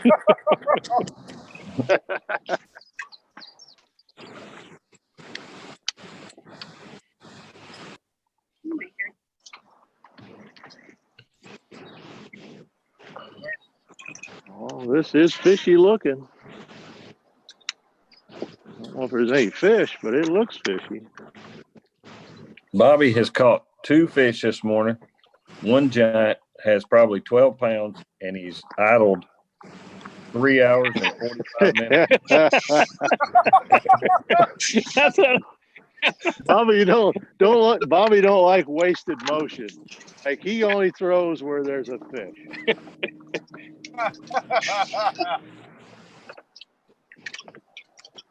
I'm going to end with a frog, man. I love throwing a frog. There's a canal leading into another lake, and I'm gonna go over there and throw a frog down the wall. I'm gonna hopefully maybe we'll catch somebody on the way over. We can try to find a scale.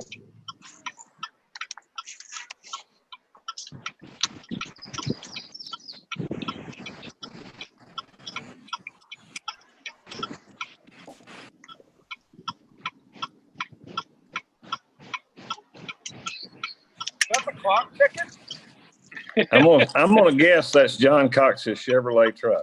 Just That kidding. sounds like a turn signal. I was gonna say turn already. Where is John Cox? Sorry. Yeah. Is What John are you Cox waiting home on? or is John Cox fishing? Where is John Cox? Oh man, I'm in the truck heading to the house. he's okay. he's I'm gonna go fish for you delivering shortly. fish. He's delivering fish to Timmy. Hey guys, I just got back fishing again, so Oh, and you got how many? I got 4. Since you left us? No. I'm still at 4 from the run down, and but I'm optimistic. We are too. I can hear it in your voice, Walker. Yeah. Yeah. I'm fishing quit, dude. I mean, quit. I moved areas. This looks good.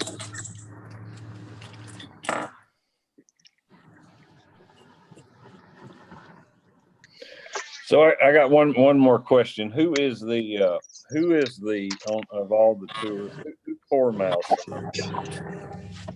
You know, around the meeting, and man, I'm just not catching who poor mouths the most, and then shows up with a big stringer on the first day. Brian Thrift. All of them. Yeah. All of them. I was gonna say that was Sheffield's big deal back in the day. Oh my gosh. He did, didn't he? Oh my goodness. I hadn't caught a fish all week on a jig. He goes out there and just blasts them, you know. Hey, thinking of that, guys, you know how Kevin Worth always won practice. We kid with him, you know. Oh my gosh, yeah, I remember that. You remember at Pittsburgh? Yeah, we got him a trophy, didn't we? I think. Yes, we had him a plaque made.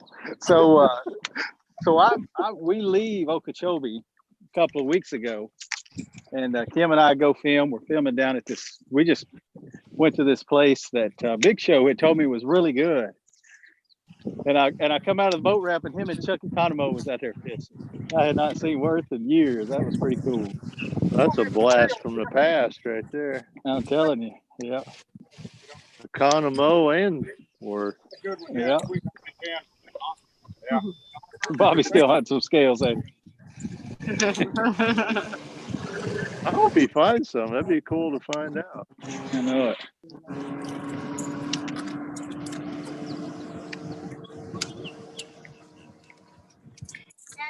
Yeah. No, shut the door.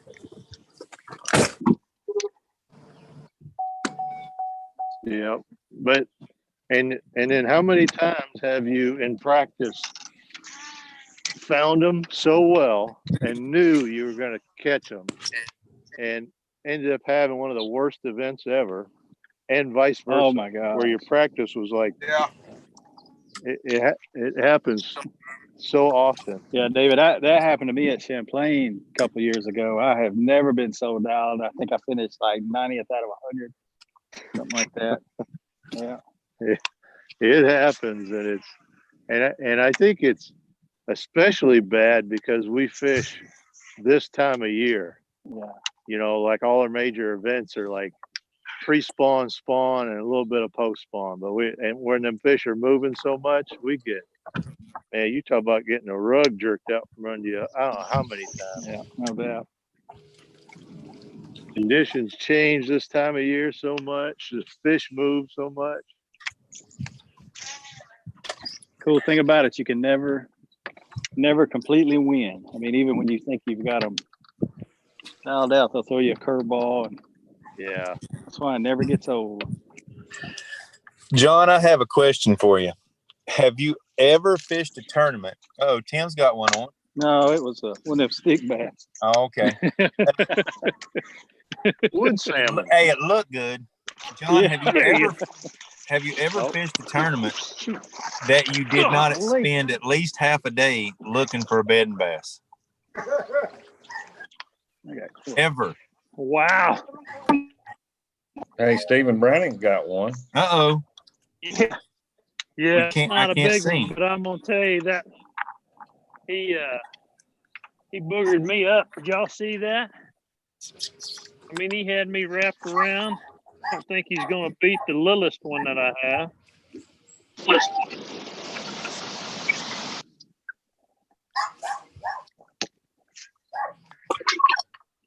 Stephen, you got a pretty good bag, don't you?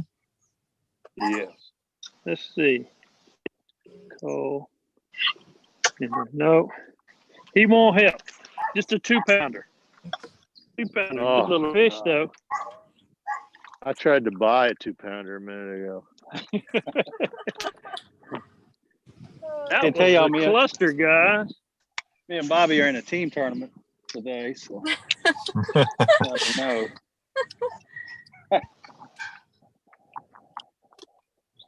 Bobby's It's been done so resorted long fishing since I bridge. caught one.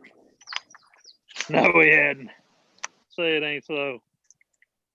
Bobby, he's frogging a bridge. Frogging a bridge. Frog anything you see, guys. That's my motto.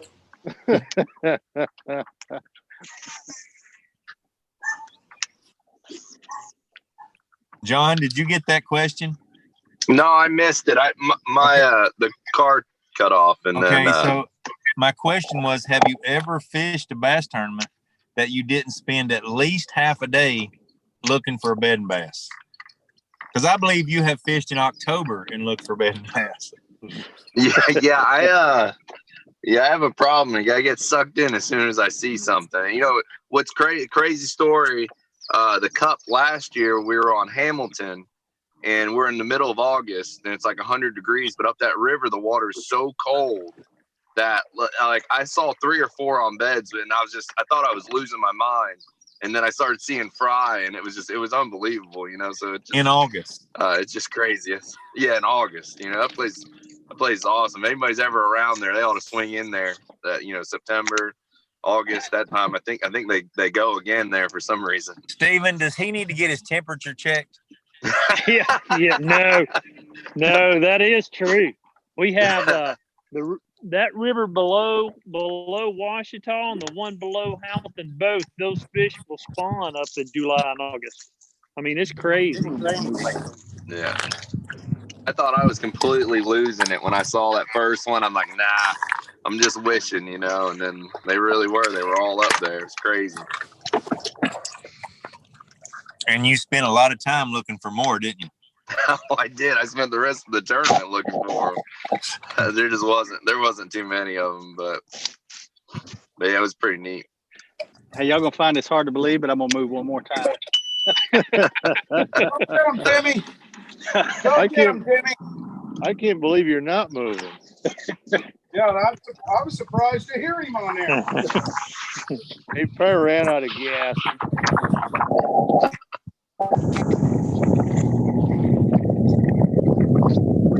Hey, Walker. Yeah. The one thing that you do have to watch out about these earbuds is when these gnats start smoking you, because you can swat them. You swat them. Yeah, you do. I just about knocked I mine could see out of water that earlier. Yeah, I like them. This thing's cool. Yeah. I like this earbud deal. Dave, did you lock up the Falcon? Kind of looks like you're in a whole different body of water. Who? You. Me? No, I moved. I got a little further down the lake here. I thought I saw a mesquite tree back there. You might. I don't know. You Our might. last chance for a scale. There ain't We no got a boat fish. coming. This guy's got a scale. Bobby's still hunting the scale. Yeah. I have learned the secret to Bobby's success is he fishes in very narrow areas where they can't get away from him. It's about 30 yards wide. He's been in one place all day, 30 yards wide. And so he idles through, gets them all worked up, and then goes back and wrecks them. Turns around and goes fishing. Yeah. He's firing up the schools, what he's doing. Yeah, exactly. But they can't get away. They can only go forward or backwards. They can't get away from him side to side. I like that idea. Fellas, we got a 10-minute warning. 10 minutes. Oh, 10-minute warning, Bobber. 10 minutes. It's got to some good looking stuff. You have a scale? He is seriously asking everybody if they got a scale. That is awesome. I got a good one, yeah, but if you wanted to weigh it. If anybody can find a scale, Bobby can do it. I was going to say. Bobby, what's that fish weigh?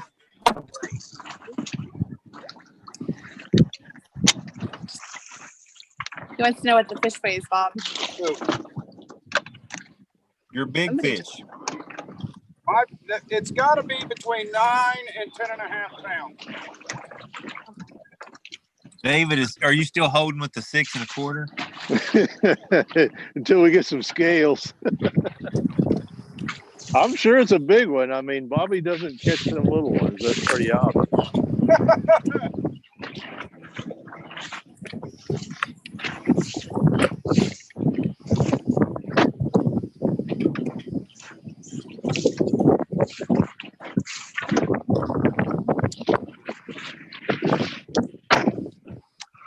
Bobby's about to get out on the bank and go house to house. A bathroom scale, Bobby. Somebody will have one. Go house to house. They're not answering. God, that's so funny.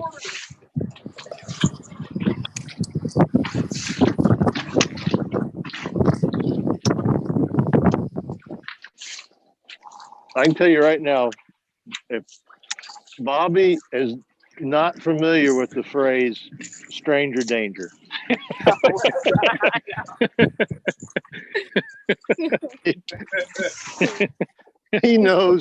Bobby knows no strangers ever. Never met a stranger. That is awesome. He'll find one.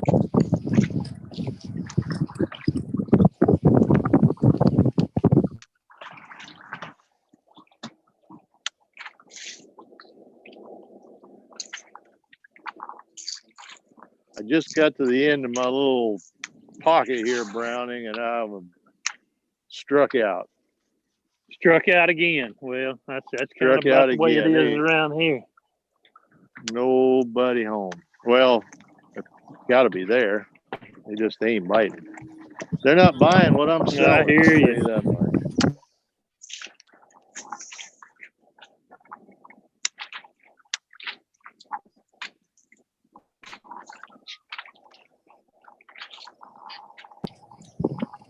I think we all know that feeling right now.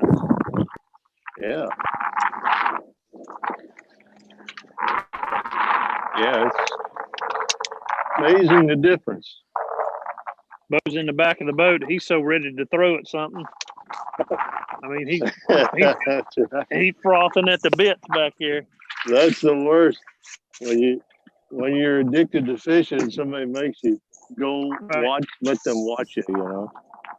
Well, it's like, you know, when you captain for the kids in those tournaments, you know, it's like, golly, I just wish I could just fish. I want to fish. Yep, I'm the same way. Hey, Stephen, I have a question for you, or just Bo. Maybe Bo can hear me. Bo, what would you have done different? I know he's back there critiquing you. Oh yeah, no doubt.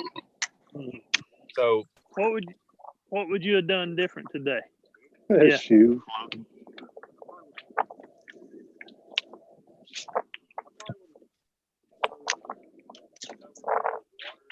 He said he'd have probably covered more water.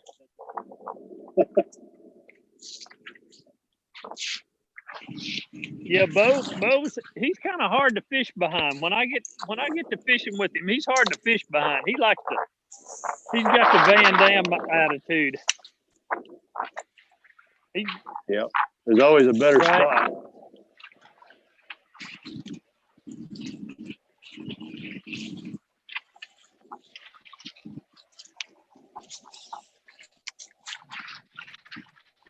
Yeah, I fished through this little area earlier today, and it didn't really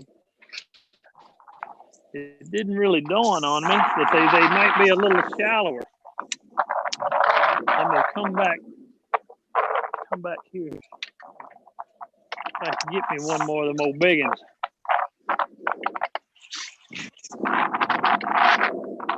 I'd say you got her wrapped up either way. One more or not. Oh, I thought you had a big one, Dave. No. No, you got, what you got, 3 4-pounders? Or 3 over 4? I think so. Yeah. Nobody's beating that. A 5 and 2 4s or something like that? 5, a couple of 4s, and a 3 and a 2. Yeah, he's got, I'll tell you, he's got a 348, a 474, 218, and 546. Yeah. Winner, chicken dinner. No doubt. Stephen, wait till you see what you won. Yeah, isn't that the truth? Hey, behind this curtain. It's a big giant club derby check I won in '86. One of those big Happy Gilmore checks. Yeah.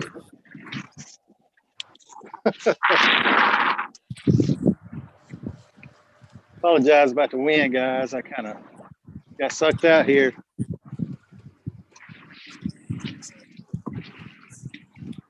Yeah, the wind's picking up here now. It hasn't been any wind, but we're just starting to get some. '86 was the year that Fat Cat Newton won 2 classics. Isn't that right? Isn't that what he said? Yeah, in 1 year. Back. 1 year. Yeah, that's hard to do. Yeah, it is hard to do. That's a funny dude. He is. Yep. My wife's dad's got a big red 3-wheeler. I keep threatening to get out and get stuck. I got something on here, guys. Oh. He is white as a ghost, too. I hear a fish. Got a fish landing violation.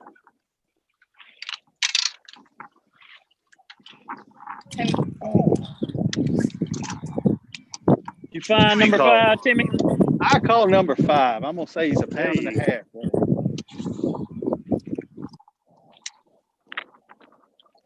Always makes you feel good when you go in, Stephen. They don't know that you hadn't just whacked on them all day when you got 5. You know.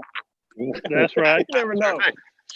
It used to be the case. Now it's like, yeah, That's true.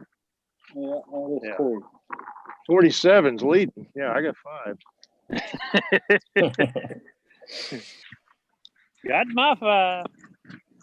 That's right. That tournament, Yeah. that tournament, Rojas had 45 at Toho. I come around the corner and I was feeling good about myself. I had 29 or something, you know. And Clark Wendley come around the corner. He said, "You catch him?" I said, "I got upper 20s." He said, 45's leading us. Oh my God. I have the same story. I was coming into the boat launch and Misty was up there on the bank, and she said, "Well, did you do any good?" And I said, "Yeah, I got them." And I had like 34. And like, oh my God. Yeah. And she said, "Well, you better, because 45's leading." That's right. You smoked him in that one too, David. I remember that. Yeah.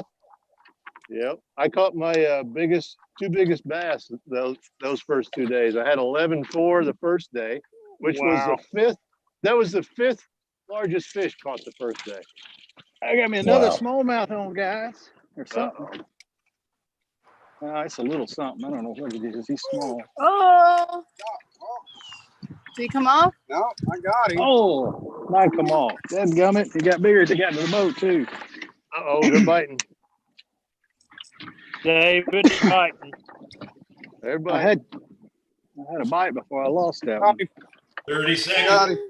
30 seconds. Oh, I got crushed again. This is my eyes off. Hey, I'm gonna keep fishing, y'all.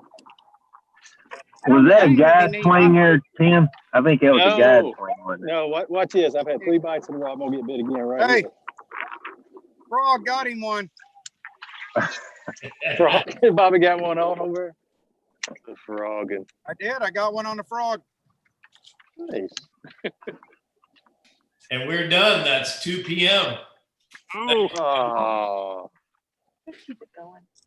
Well, guys, I can tell you as a fan and former fisherman, this was a blast to watch. I mean, it was a lot of fun. I agree. All right. That was Yeah. cool. Oh, look at the little We alligator. got an alligator right here at the end. Go ahead. Catch him.